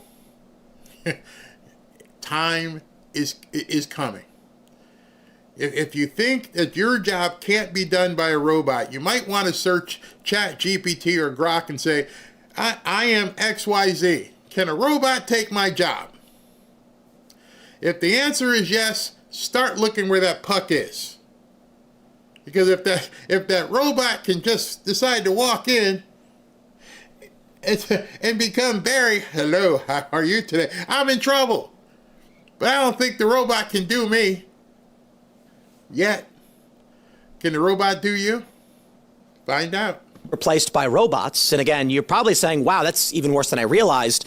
And then you realize when they're laying off 30,000 people just before the holidays, this is supposed to be a period when holiday workers come in and people make extra money. Oh, boy.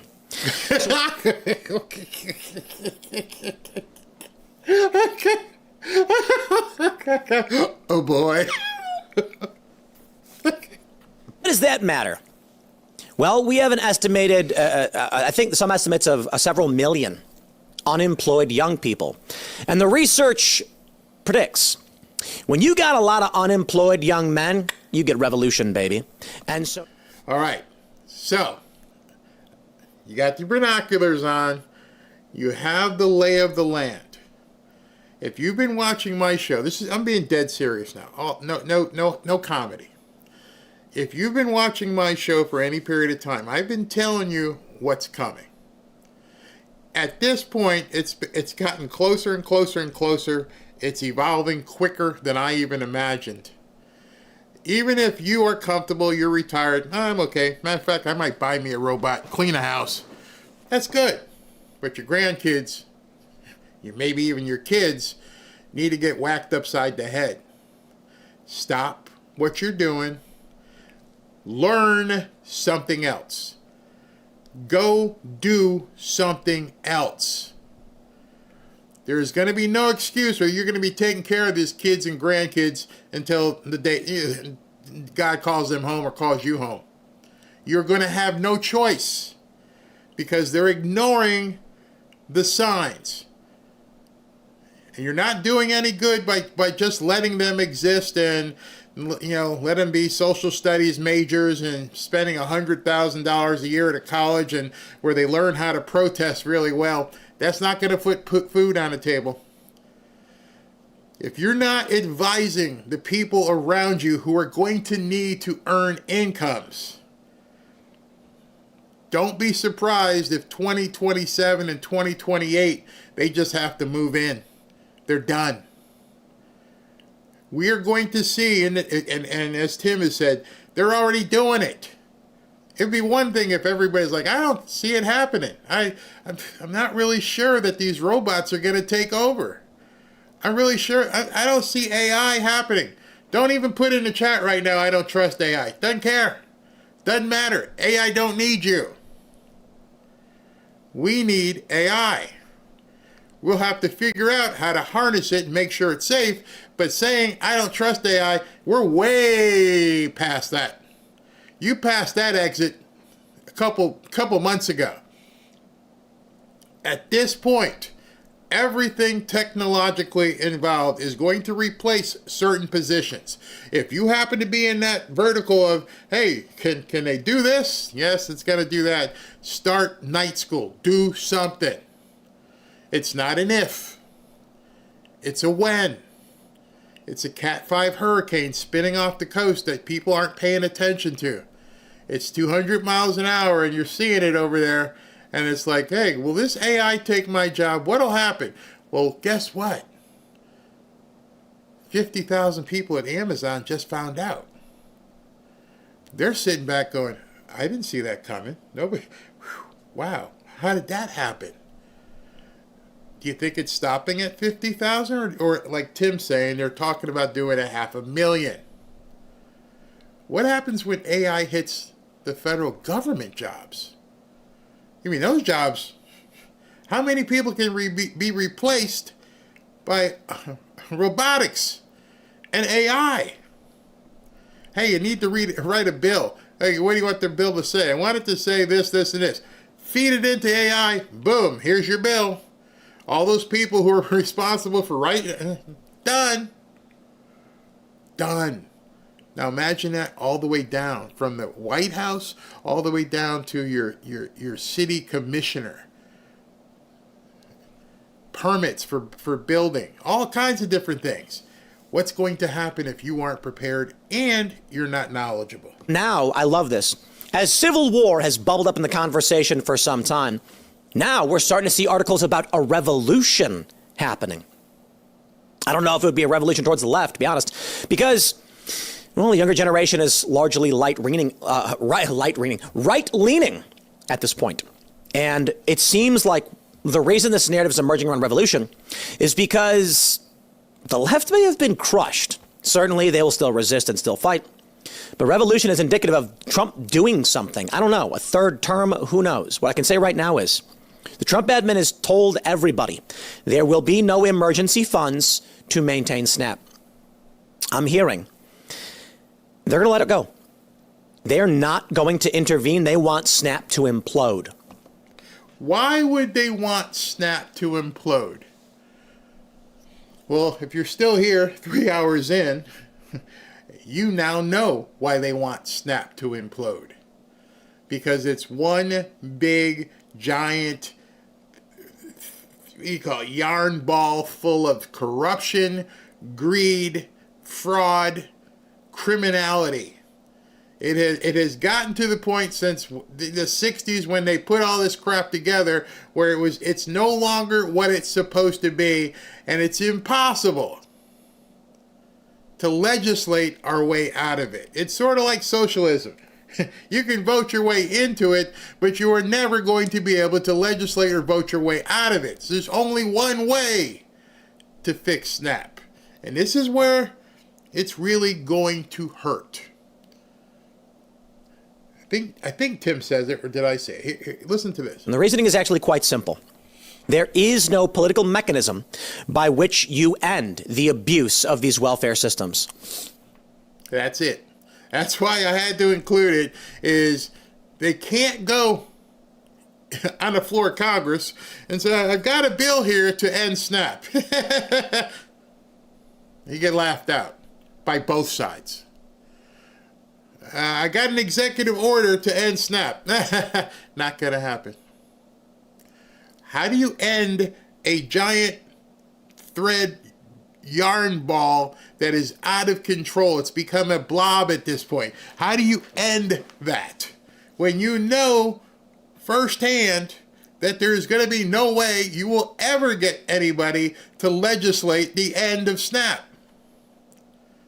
See, this is what the Democrats didn't see coming.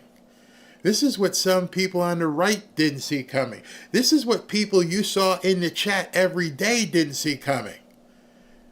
And now they see this hurricane and they realize there's only one way that this realistically would get done. Which is not going to happen. So what do you do? Just keep them running forever? We keep pumping up the debt ceiling? The American people keep paying the bill for a welfare system? No, we find a way to wean ourselves off of it. Okay, name one politician who's willing to come out and say, vote for me and I will end your benefits.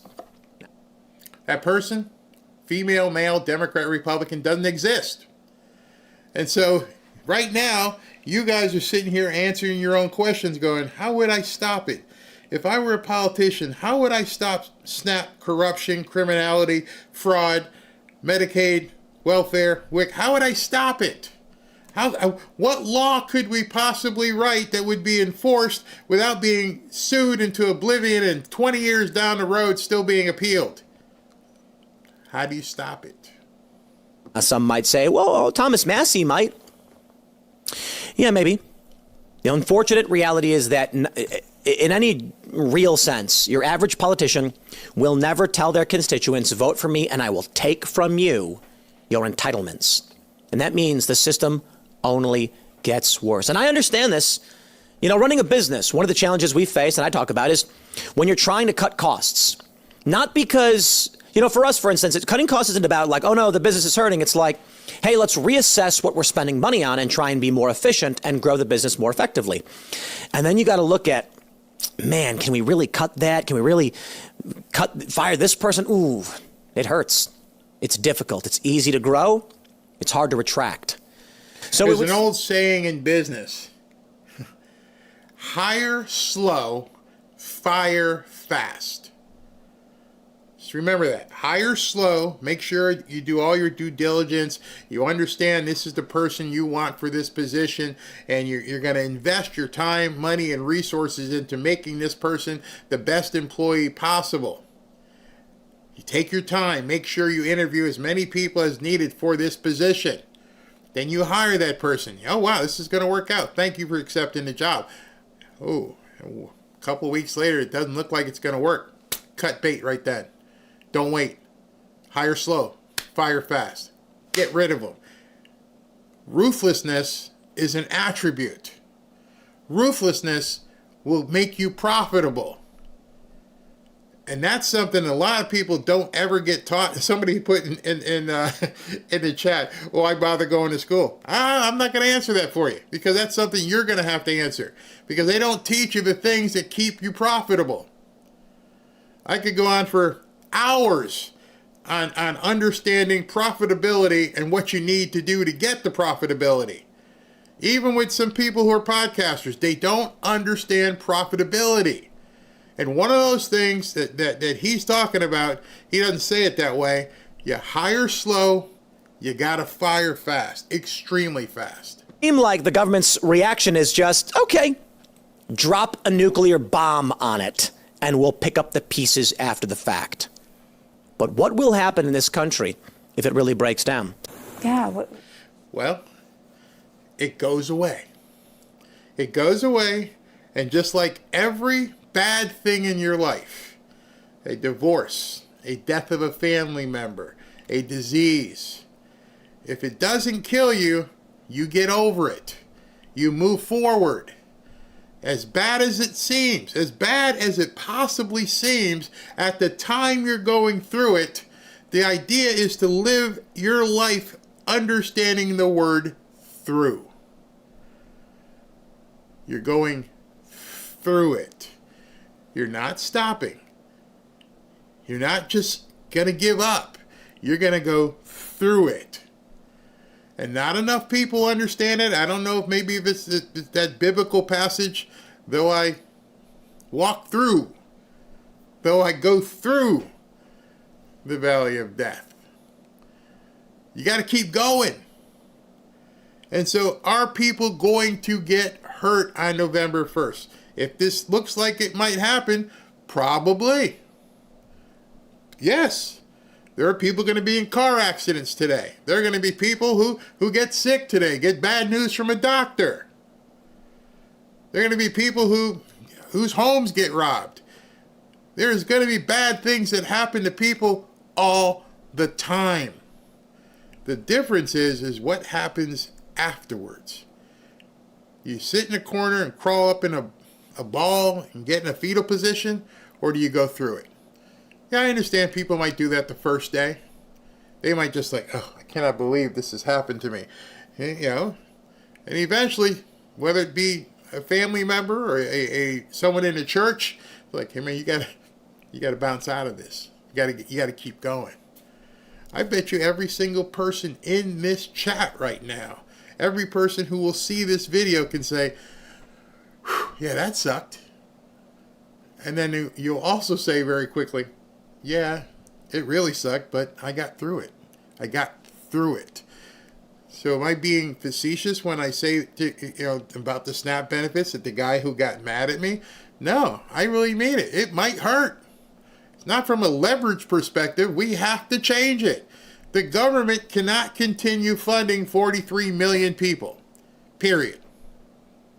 Rather, let me rephrase that. You can't continue funding 43 million people. It's not fair to you. So are some people potentially going to get hurt on November 1st? Yep. Yep, no doubt. If this happens, some people will get hurt. But there's 320 million people in this country, and I don't know what part of that 42 million gets hurt, but it's a lot less than 320. And so the rest of the 320, the other 280, not assuming everybody gets hurt, well, that's where you come to us and say, hey, I don't have SNAP anymore. What can I do? And I think that this country is so wealthy, this country can be so generous, that we can say, hey, I'm going to send an Instacart to your house. I'm going to do this. I will try and help. Help. And let you know, this help will expire. And then when it expires, you better be ready to have been through it, which is what it was designed to do to begin with. What will that mean for you and your family, losing them? I have no idea. I usually have my mother over for Thanksgiving, and I don't even know how I'm going to do that. There's no way I can afford a turkey and to cook extra stuff here. There's no way I can do it. And I doubt very much if food pantries are going to give you a turkey. It's very heartbreaking.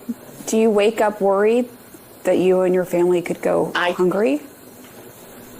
Yes. I can't afford all the bills in this house. And I can't get out of my lease until March. So I'm just totally screwed. Yeah. I don't know how else to put it. President, I don't know. Yeah, it's horrible. Some people are going to be like that.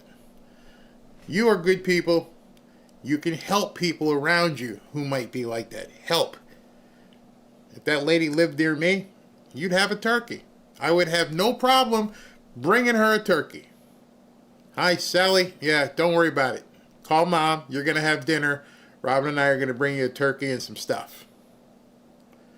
Because there are good people in this country.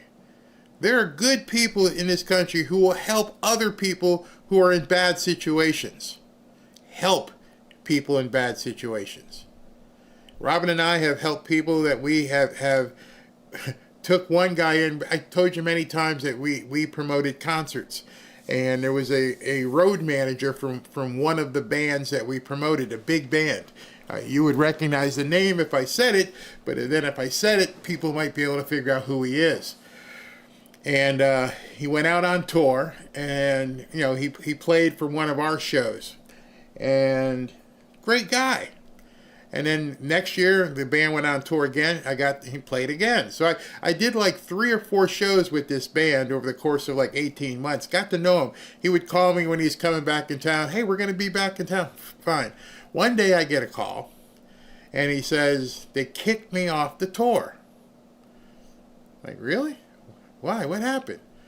And he goes, can I come over and talk to you? And this giant of a man, he was like 6'5", 6'6", big, tough guy, country band guy. And he tells me, and Robin and I are just sitting there like, what are we supposed to do? Well, the band kicked him off because he got caught doing too many drugs. You imagine getting kicked off a music tour because you're doing too many drugs? You really got to be doing a lot of drugs. And I remember, Robin was trying to console him because, like, what am I going to do? They just told me, they flew me home, and I bought drugs. I don't have any money to feed the kids. And so Robin looks at me and like, we'll take care of it. We'll get you some food. And helped him like 2 or 3 times, and about 2 or 3 months later, we see him, and he's lost like 30 pounds. Like, dude, tell me you're not back on stuff yet. He was back on. And we took him, helped him get cleaned up at a rehab center, helped his family, his wife and his kids. And obviously the story ends well. He comes and calls us over, and he goes, I got a gig with another band. And I'm like, no, I'm not going to do any stuff, and I want you to come over. I'm like, where's over? Because at that point, he was this close from being homeless. And he called us over, and the band had given him an advance because he was very, very good at his job. And he basically did a lease option on a house. It was beautiful. And I was so proud because he just needed somebody there to help him as he was going through what he had to get through. And he retired and got some horses, and the rest is history. Didn't need the government. There are people out there that will help people. I think many of you are some of those people. What Democrats are holding out for. Do Democrats think that we're suddenly going to vote for their partisan CR? Which, by the way, would spend an additional $1.5 trillion to keep the government open until the end of this week. That's their alternative. $1.5 trillion to keep the government open until Friday. That's their alternative. It wouldn't pass here. It can't pass in the House, and it wouldn't be signed into law by the president. Our bill, on the other hand, as I said, has passed the House a month ago, has been sitting here for an entire month, and will be signed by the President immediately to reopen the government.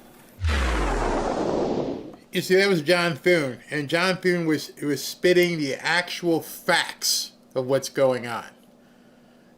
You won't see that probably on most news channels because they can't admit it is that easy.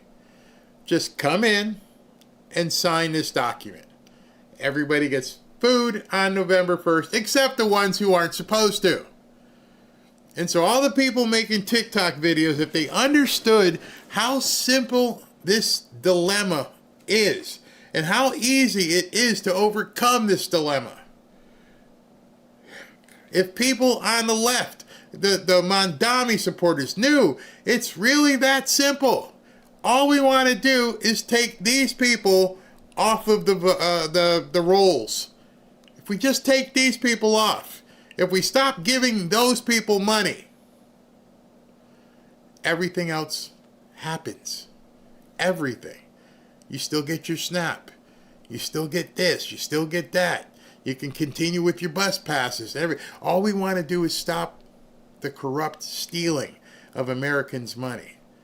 That's all the media would have to say, is go on television tonight and say, you know what, I've reread this CR, continuing resolution bill, and it's everything we want, minus the people who aren't supposed to be here. If it was put in front of people and they absolutely understood, so you mean I get everything? Yep, you get everything you wanted. What's the holdup? We're not paying for newcomers. Period. Nothing. Why are they working so hard? Because they have to have them because they're done. That's it. That's the bottom line. They are choosing this over newcomers. I mean, choosing over Americans. And so you can tell all your friends that. It's that simple. Starting with Republicans, how has the shutdown seemed to have affected their political standing? Yeah, you might think, given that the Republicans are in charge of both the House and the Senate, that a government shutdown might actually hurt the Republican brand. But in fact, it hasn't. If anything, it's been helped a little bit. Take a look here, the shift in net popularity versus pre-shutdown. When we're looking at the Republican Party overall, that brand actually up 2 points. That's within the margin of error, but clearly it hasn't dropped. Come over to this side of the screen. Look at the net approval ratings for Republicans in Congress. It's actually up 5 points since pre-shutdown. They're surprised. They're surprised that people, Americans, not people, they're surprised that Americans are sitting back and going, I'm good.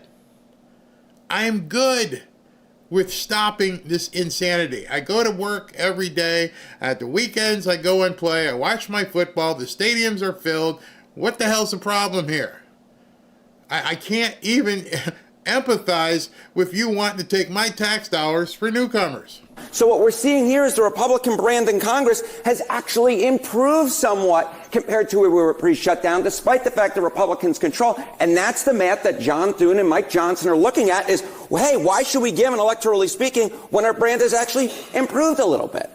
Now, we say their position is getting better. With whom? Yeah, okay, with whom? So I think it's two groups that it's so important to keep an eye out on. All right, changing the Republican Congress's net approval rating versus pre-shutdown. It's rallying the base for sure. Look at this, the net approval rating up 12 points versus pre-shutdown. But it's not just with the base. It's also with the middle of the electorate. Look at this, among independents. It's up. You see what this is? These are normies that are starting to do their own research and starting to look at this. It has taken some time. The longer it goes, the worse it is for the Democrats, because it's causing people like you to talk, you to do your research, tell your friends, tell your family. It becomes very hard for the Democrats when people go, it's right here. Look at Section 1. They don't want to pay the newcomers anymore. They don't want to give the LGBTQ in Botswana any money. There's nothing in here that says that you don't get yours. It's all this stuff. And the more people who look at this, the more people who look at the actual documentation, the more it's going to grow, where people are going to go, well, you know, I didn't know that. I didn't know that they were trying to put $1.5 trillion of debt into this because of no other reason of some stupid liberal ideology. Nobody cares about circumcisions in Ghana. Nobody. There's no way to chart that. Hey, would you like to give $1 gazillion for help with circumcisions in Ghana? No.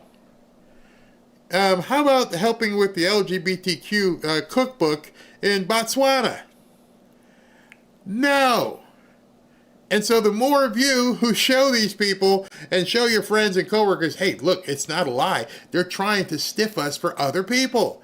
I don't see how they could possibly convince people to deal this. Points as well. So we've got a situation here where Republicans with the shutdown are actually rallying their base, but it's also something that's not hurting them with the folks in the middle. If anything, it's helping them with folks in the middle. And this is the type of math that if you're Republicans, you like to see, right? Because something could rally the base but alienate those in the middle, or something could rally those in the middle but alienate the base. But the truth is, we're not seeing that. What we're seeing is the Republican brand has actually gotten better among independents, and it's also gotten better among Republicans as well, that Republican brand when it comes to those in Congress. So again, what's the electoral reason that Republicans would give in at this point? And Democrats, of course, they have their eyes on the midterm elections. Yeah, we have elections 1 week from today, but what Democrats in Congress are mostly focused on are 1 year and 1 week from today. So what's going to happen with these elections next week, they're going to try and use these elections to springboard, and it won't matter.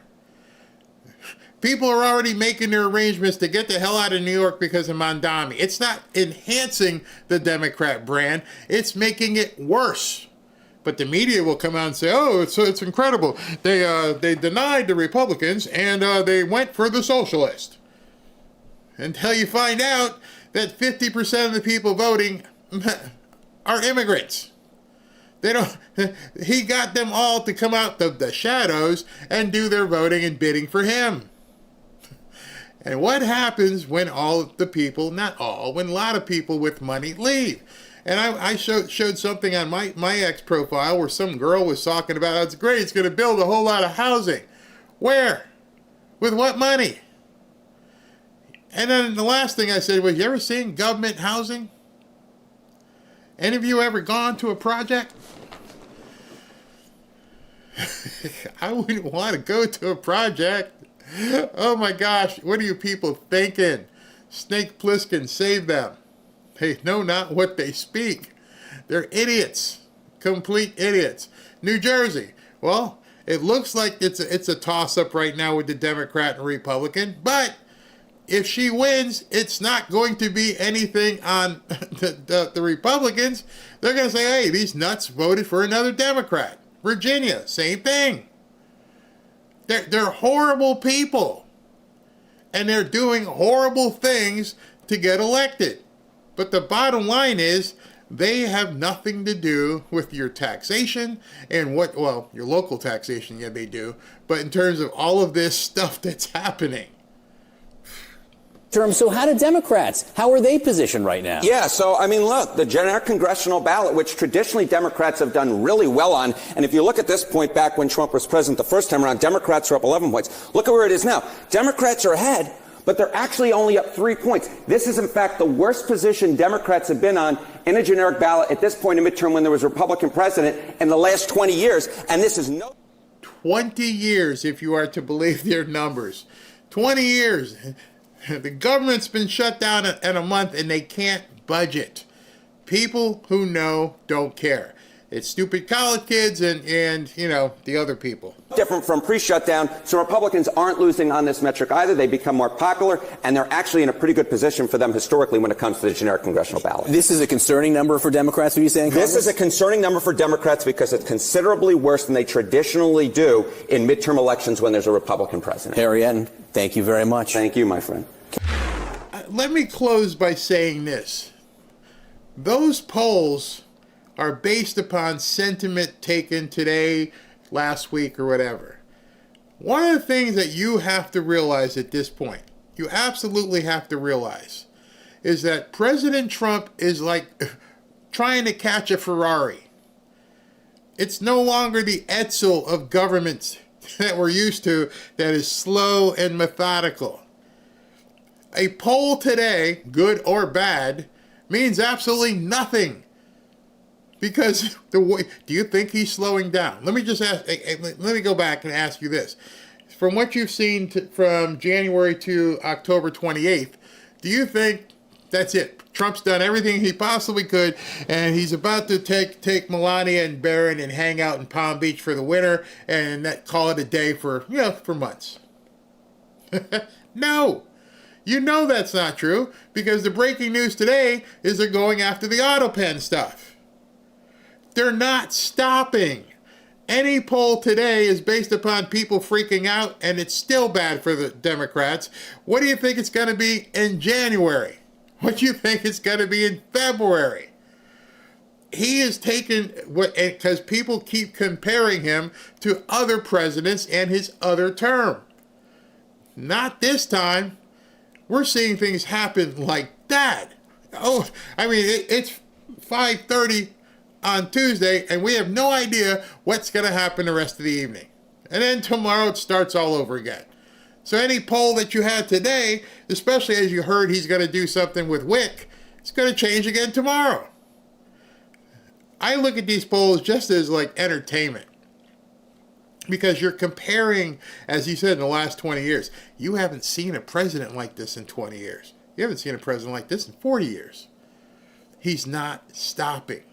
He's not going to go hang on his laurels. He can't wait. I bet you this guy just does more on a plane coming back from Southeast Asia than most presidents would do in a week. And you already can tell they've already got a game plan. What's next? What are we rolling out next? What are we going to hit with?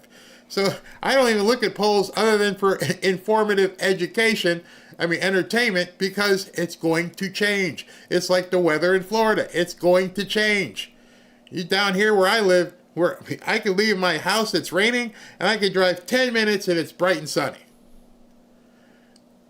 When I lived in Connecticut, if it was raining in the whole state. Here, literally, you're driving down the road sometimes and it's like, hey, man, what's that? Oh, that's rain. That's rain clouds. It's raining right over there. And then you drive into it. Things are changing way too fast for the Democrats to even comprehend. And if it's too much for politicians to comprehend, imagine how hard it is for the public. And that's why I try to keep giving you guys information about what's coming, what's going to happen, how it's going to happen. Because it's too hard to look at the here and now. The here and now has already been the here and happened. Everything I've just said has already happened. What's next? Can't wait. Can't wait. All right, I got to go meet Robin, and let me go ahead and do super chats. Thank you guys for tuning in. It's been awesome. I can't believe I went that long. I had so much to show you today. But no show tonight because I have to go meet the wife, and it's already 5:30. So let's go ahead and look at tomorrow for another show. President Trump, as I showed you earlier, is halfway around the globe and is still doing all kinds of stuff. So I'll have a bunch of stuff to show you guys in the morning. Because I'm not going to go, I teased it. I'm like, should I go live tonight at like midnight? I don't even know if some of you guys had responded to that, but I was like, that's going to be a little bit late. All right, so let's go ahead and look at this. Judy Brandt, so much history in the last 9 months. That's what people have to realize. He just keeps going. In fact, SV, he texts me things, hey, got this, got that. And I'm like, I need to research it first, a lot of the stuff. Schrodinger's cat. Barry, I've been saying the Dems are deliberately trying to crash the economy. Yeah, I really do feel that. Let's see here. Chapo, I can't wait to dox the judge that tries to stop Trump from using the 1930s law to pay WIC with the tariffs. They will tear her apart. That's all they have is these judges. Penny, the cuts were already voted on in the big, beautiful bill. Democrats want them to put them back in. You're correct. They've already been cut. You're absolutely right. Frank, my life is better because my Jets are 1-7 after beating the Bengals 39-38. And Miami won too. Interesting. John DeJanias, I can't wait for your prosperity video. Saw dozens of Pace videos. I'm ready. We're going to be so rich. He's talking about Pace, who I showed you some of his videos the other day, or interview with him. Patty, Wow. Barry, you amaze me, my friend. This is why I watch you to break down the stuff I don't understand. But a light bulb goes off now. I understand with this whole shutdown. Thank you. Starfleet. For UPS in Georgia, major layoffs were announced. 48,000. Wow. 48,000. And robots are going to be delivering some packages. Demon of Cybertron, if the EBT people do actually rob stores nationwide, would that give Trump the justification to suspend habeas? Where does the EBT crowd live? Well, first it would obviously fall on the governors and local police to take care of what they got to take care of. But if it gets really bad, if they just get completely out of control and look at burning all kinds of stuff, yeah, he could do some things. Let me see. One came in here late. Richard Gartner, thank you for all that you do. Thank you for watching. All right, everybody. I will see you tomorrow. I may post a recorded video, but I got to go meet the wife. And I hope you guys all have a great evening.